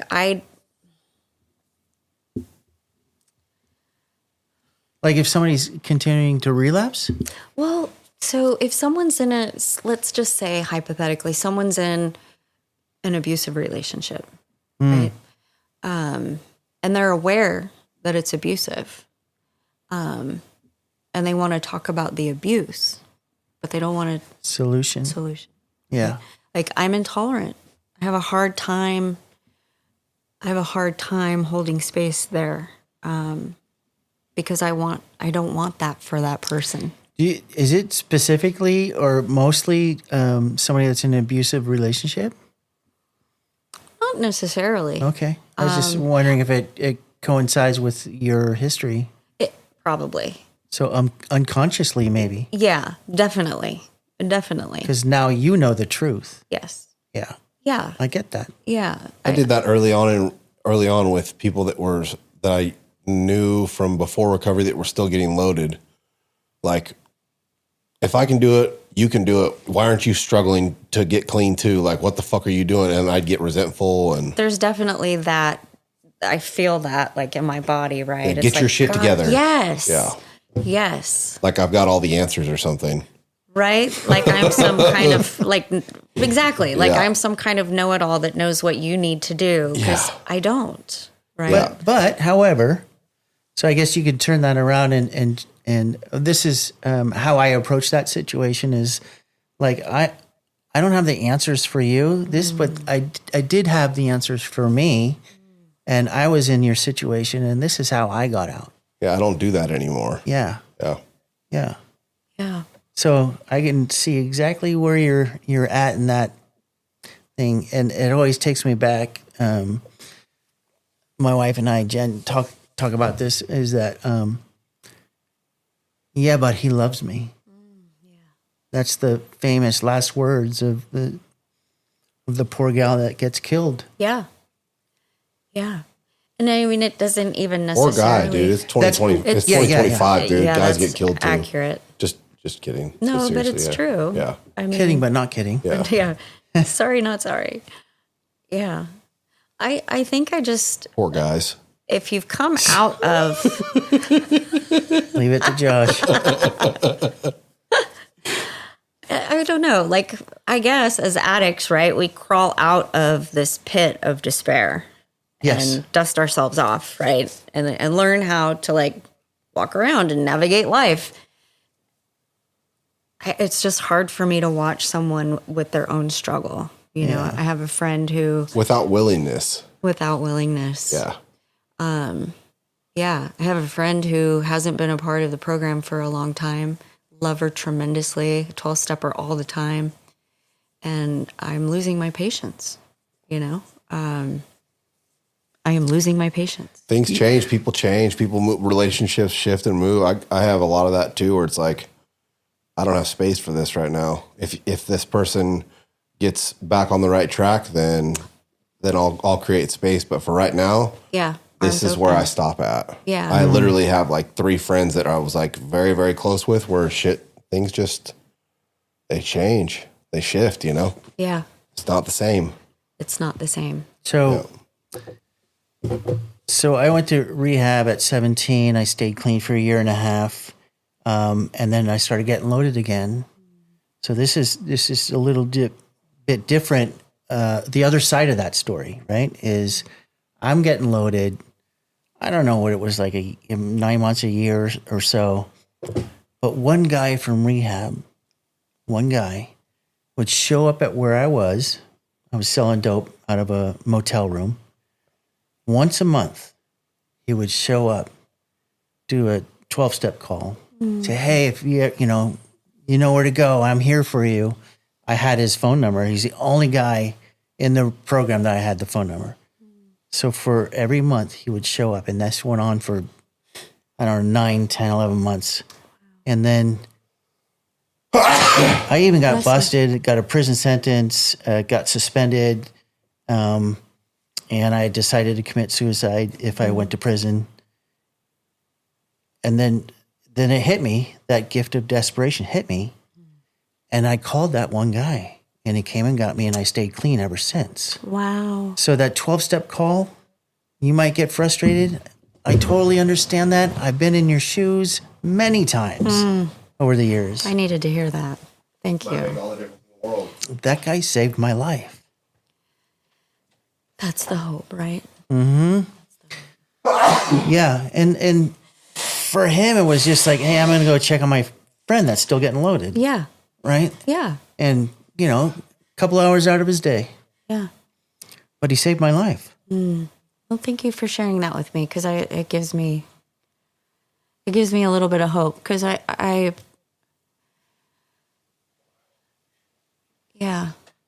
mean, the recovery's been an interesting journey. You get close to people and you drift apart, and then new people kind of work their way in, and things fold in and other things fall out, and it's an interesting process. Have you watched your social circle change over the years? Oh yeah, definitely. Yeah, I was really, really close to a woman when I got clean the first time, and she ended up getting really sick. Her son passed away, and then she got cancer and passed away. And I didn't get close to anybody for a while, and then got close to this person who's now not in recovery. Mm-hmm. So it's been interesting. My social circle definitely looks a lot different today, but that's a good thing. It is. Yeah. Well, at least for me, I guess it depends on who you are, but for me, I think I've gone through 6 or 7 social circles over the years. Probably the same. Yeah.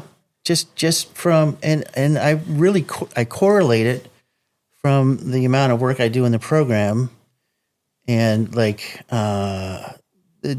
I don't really want to sound egotistical or conceited or anything, but it's the direct correlation about the work that I do in the program and the stuff that I no longer feel okay with doing. Like the behaviors. Yeah. I realize that behavior, it doesn't feel good anymore. Right. And then, these people that are still practicing those old behaviors, I just don't feel good around them. And so I migrate to people that are on that same vibration level. Yes. And so, there's friends that I've known for 38 years that sometimes are still on vibration levels that are 6 social circles back. Right.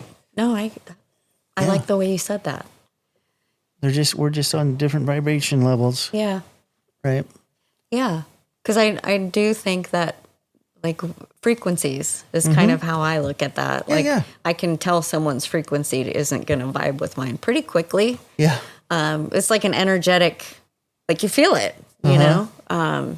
Yeah. So That's funny you say that because I'm currently doing work out of the Living Clean. Okay. And we have some worksheets with questions on them. And one of the questions that we're doing now, the in the section is, what type of personality do you have problem or troubles with? And I've had that same problem for the last 15, 20 years. what is it? The type A personality. Oh, Because I definitely grew up around type A personalities, and I know they're a threat. okay. They're a big threat. And so I have that reservation. If they feel like they threaten you, you feel threatened by them. Yeah. Yes. Yeah. Well, whether it's like, there's been times in the rooms where I've felt physically threatened, even recently,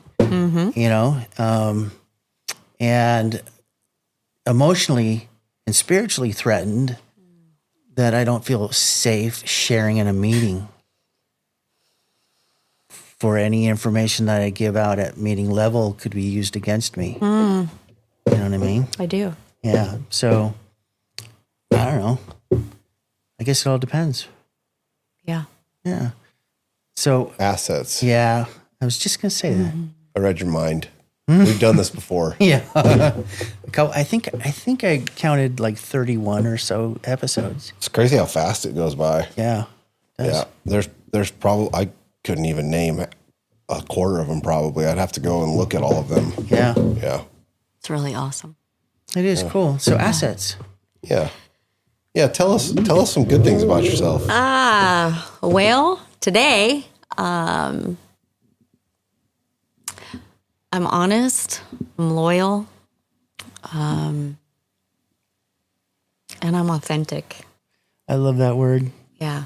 I'm not just the word. I try to surround my people with authentic people.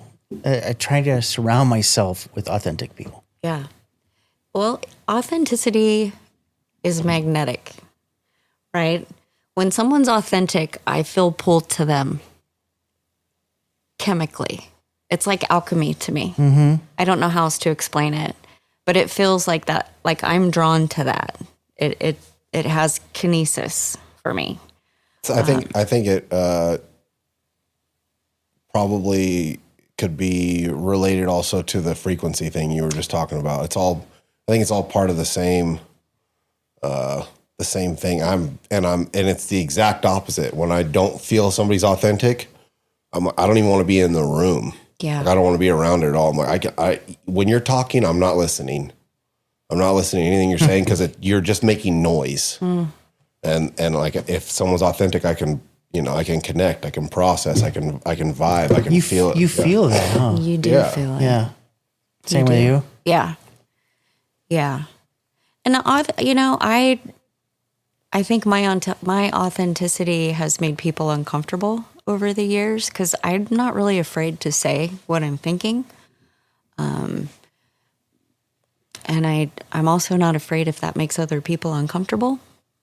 Right? Yeah, I mean, but looking at that, I mean, do you have discernment Sure. with what you share so it doesn't cause harm? Yeah.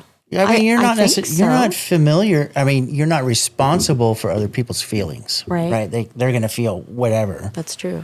But discernment with what you share is I important. think so. What I've understood in the last year is that, I can't go to meetings and talk about the C word all the time. I had Yeah. to find another outlet for that. However, I think it's important in recovery for people to have a safe place to talk about life on life's terms, right? Like if I need to talk about that, Yeah. I'm going to talk about it. Well, it affects your recovery, right? It affects my recovery. It affects how I show up for myself and how I show up for other people, right? Do I want that to be my whole identity? No, No. because I spent a lot of time letting abuse be my identity. So somewhere in there, I've got to figure out who the fuck is Crystal? Yeah. And I like that you say that because a lot of times either other people or ourselves attach something on the outside Yeah. to who we think they are or we identify them as. But I will say this. You stopping to stop talking about cancer at group level could be detrimental to somebody that needs to hear or identify with you. I agree. Oh, she's got stage 4 cancer and she's staying clean. Yeah.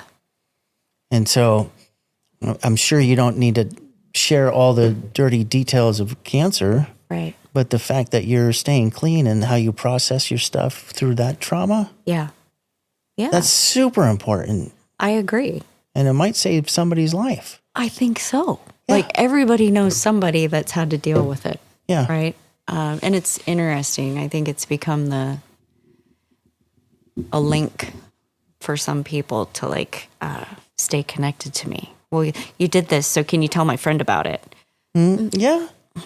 That's all fine and cool and everything, but I don't know your friend. Like, Yeah. Have them reach out. maybe have them reach out. Yeah.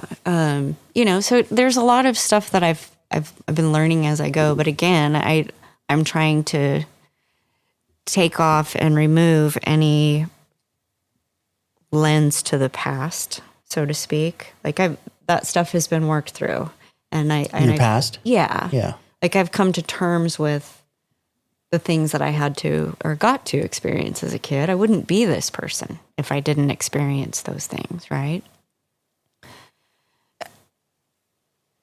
There's weird gratitude in all of the awful things that have happened, because without those things, I wouldn't have really found out what I was made of or what I was capable of. Isn't that twisted? It's so twisted. So twisted. So twisted. What would you say? I had a thought, and I wanted to bring this up just because I probably will never remember it again.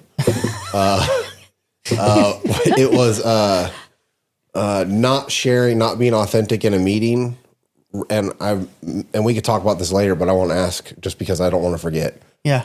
A facility asking a meeting to not use profanity.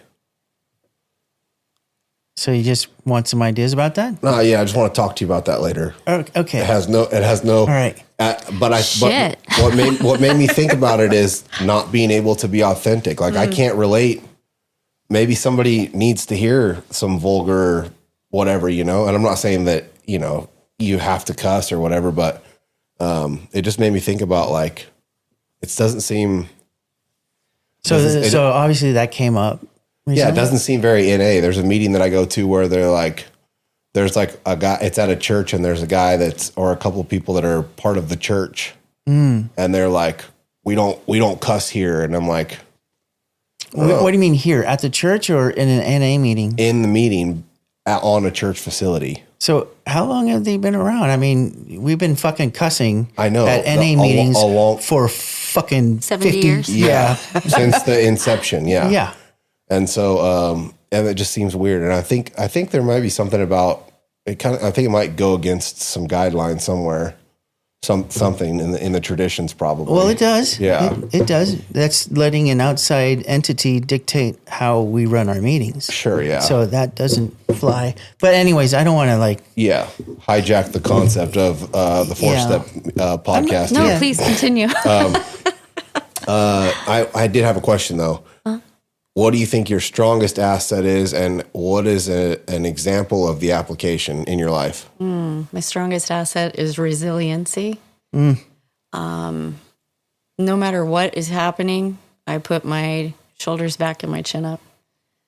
And it might be scary and it might be hard, but I will put one foot in front of the other and look whatever's going on in the eyes. Like, I don't want to be looking down on anyone, and I don't want to be looking up unless I'm praying, right? So I want to look everything directly in the eyes.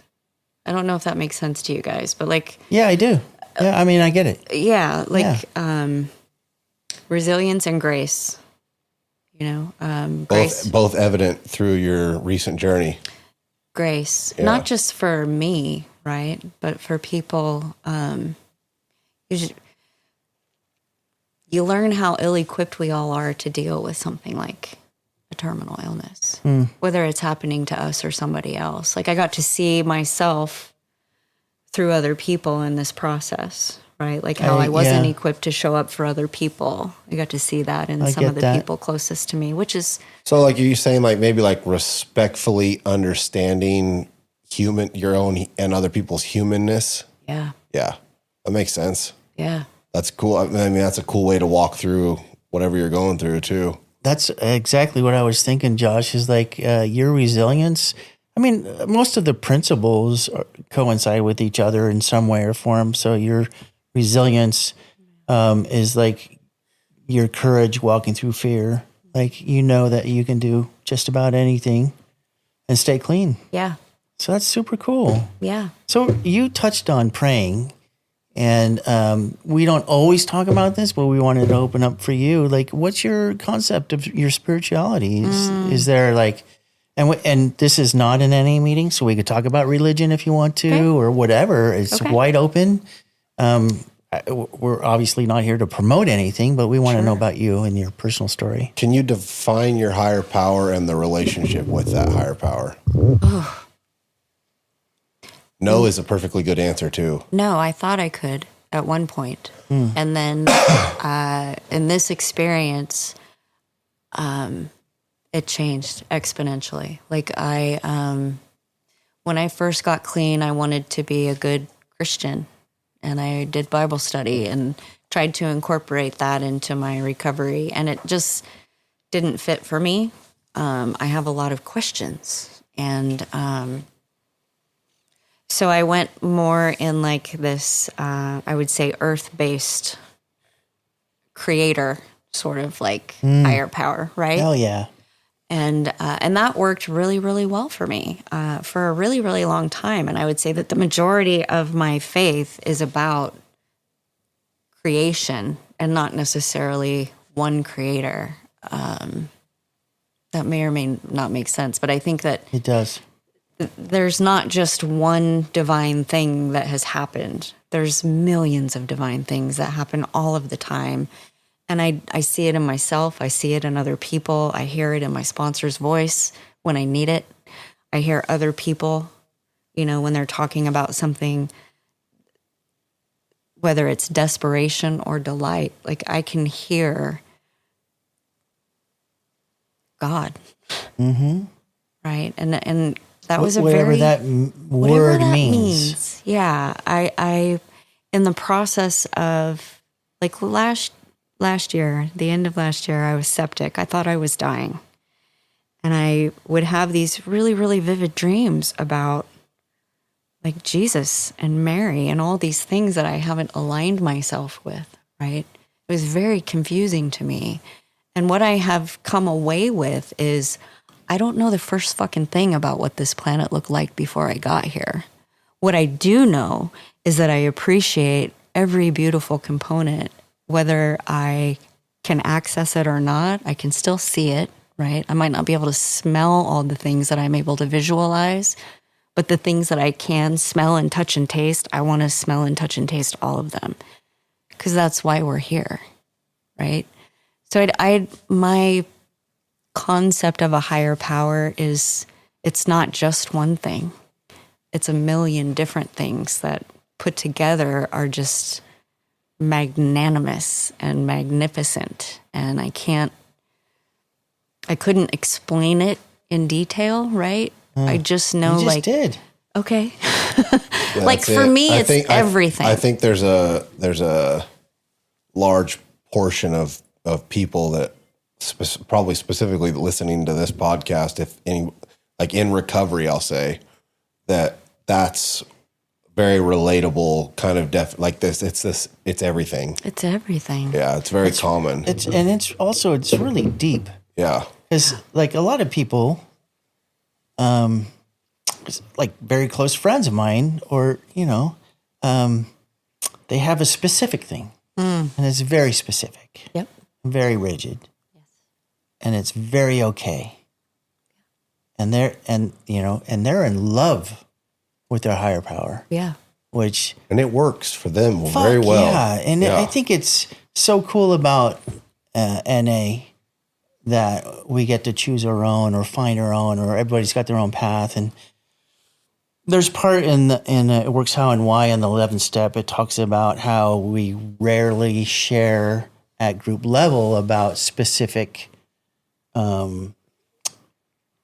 like our specific higher power. Right. We The don't name components. specifics Right. at meeting level. Right. You know, but for this podcast, we're very interested in where spiritual journey goes. My higher power, I believe unequivocally that I am my higher power's favorite.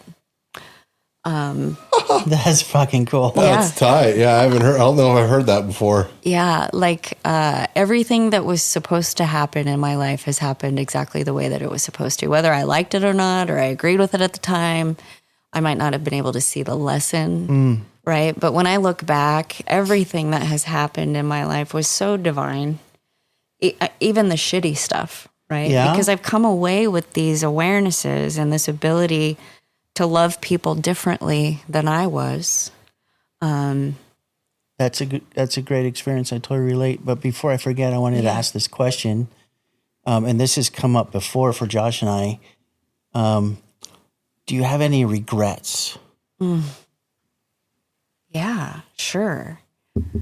Yeah.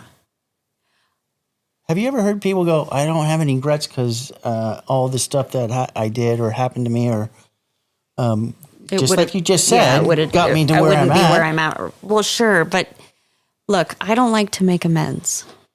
And I've had to make some really tough amends, right? Like if I could go back and do some things differently, would I? Sure. That's exactly what That's I what said. Kevin says. He's like, if I could go back and not cause harm, I would do that. Yes. But if it was going to change the lesson, And that's what I say. right? So like, yeah, Like cognitively, yes. If I could go back and fix some of the stupid shit I did, would I? Of course. But if it was going to change the duration or the direction and path that I ended up on now, Well, the lessons wouldn't be the same because the pain Exactly. wouldn't have existed. So it's a weird back and forth. It's yeah. like, it's like a if I could know what I know now and retain the experience I have and go back, of course I would change the harm for sure. correct.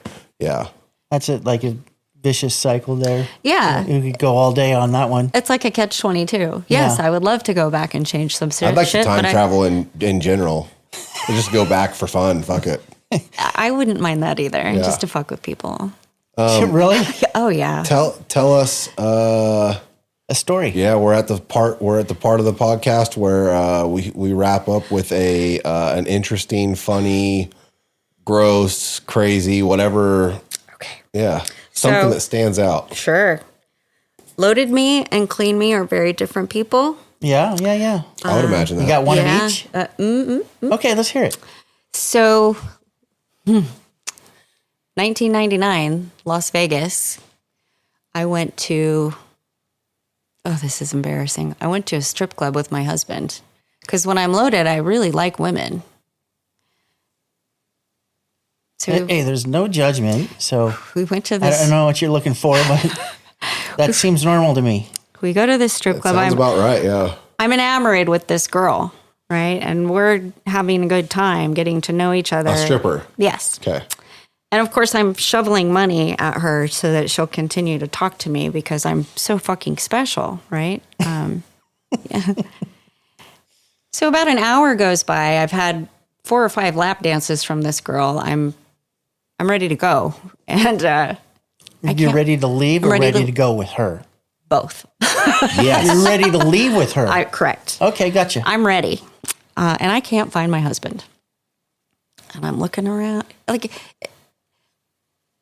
it's not hard to lose someone in a strip club in Las Vegas, right? So I'm walking around trying to find him. I can't find him. I loop around. I go to the VIP. I'm everywhere. He's not there. I'm like, I guess we're not leaving because I can't go anywhere. I don't have any of my shit. He's got the hotel keys. So I go outside to smoke, and I hear this guy. His radio says, "Yeah, we've got a guy passed out in the bathroom," and I'm like, "That's my husband." So fast forward, get my husband, we go back to our hotel. I didn't end up hooking up with the girl, but I get home. Home to the hotel room. Home to Sacramento. Okay. Go to the grocery store. And this stripper that I was all over comes walking around the corner. Oh my God, hi. From Vegas? From Vegas. To Sacramento. To Sacramento. And I ended up getting to take her home. Nice. Yeah. So you got her after all. I did. That's a great story. It was a pretty good story. I don't know how it happened. Did she live in Sacramento? She lived in Sacramento. What? Just happened to be in Vegas for 1999. There was so many of us there. So you know what? Looking back, you can see your higher power working Totally. right there. Totally. Josh is peeking out the window. Yeah. He's sounded looking like at a someone was- delivery van. Amazon? Amazon, Yeah. They have a weird backup Tweaker. thing. Yeah, I had no idea. I'm like, somebody's outside. I got Someone's backing up out He's a there. tweaker. Looking through the blinds and Yeah. shit. Back in the day. All right, that's a good story. I love that one. It's a good story. Yeah. Yeah. I like that happy ending that that was I liked it fucking too. cool. It was fun. Worth it. It was worth it. Nice. Yeah. And then one in being clean. If you have one. Trying to think. I haven't done anything really crazy in a long time. Right? All right. Like That's a good thing. Yeah. I'm a pretty like for a 53-year-old, I'm more like 63. You think so? I think so. Like I want to learn how to knit and like my life's What's wrong with gotten that stuff. yeah, my life's just gotten smaller and simple. And, you know, I went through a phase where I felt like I needed to have somebody like that would make me feel whole. And I'm instead learning to embrace the time that I have now to have more clarity and a better understanding of who I am and what I'm about. And And that you're okay alone? I'm okay alone. So is that like a new transition for you? I've been in this space. It was easier when I was going through chemo to be alone. Because I didn't want to drag anybody through that shit, right? Yeah, I get that. But yeah, I think now it's more just this realization that, yeah, that would be nice. But I really am enjoying just being present and experiencing life through my own lens. Well, it's probably a pretty fresh lens. It I would is. imagine. Yeah, so it's a whole new experience. Yeah, like that makes sense to me. Yeah. When you said that, my first thought, or actually it was a feeling, I felt you being content. Yes. Yeah. Josh and I talk about that, being content. I am content. And it's enough. Yeah. Right? Like for a long time, I felt like there needed to be some kind of excitement in my life, especially if I wasn't loaded. Something really exciting and amazing needs to be happening in my life. And usually that was a person. And I think a lot of that stems from like the mental health pieces for me, attachment. If I don't have something, then I'm not adequate. Yeah. And I'm learning that that's not true. I'm learning that the less I'm attached, actually, the more whole I feel. And I feel better equipped to like stand in my own truth, right? Like this is who I am and this is why, and it's okay. That's awesome. Yeah, it really is. It's a really cool place to be, you know, in spite of everything that's happened. Like I have this opportunity to completely reinvent myself and I'm taking it. Good. Yeah. So happy for you. Thank you. Yeah. Thank you so much. Well, this was a great episode. We really appreciate you coming out and sharing yeah, with thank us. you. Yeah, very much. It opened up quickly and it stayed that way, and I appreciate that. Nice. I felt it Thanks for- like you. really authentic. Yeah. You know, we were talking about authenticity. Yeah. We felt that you were authentic. Yeah. Thanks for coming out and sharing space with us. Yeah. Yeah. Thank you for having me. Love you, my friend. Love you. And I Thanks, hope everybody. enjoyed the episode. And Joe in Santa Rosa, once again, thank you very much for your support, my friend. Aw. Everybody have a good day. Thank you for listening, and we hope you enjoyed the episode. Often you will hear addicts referring to a specific 12-step program or rehab. These are personal stories. We do not represent any of the programs.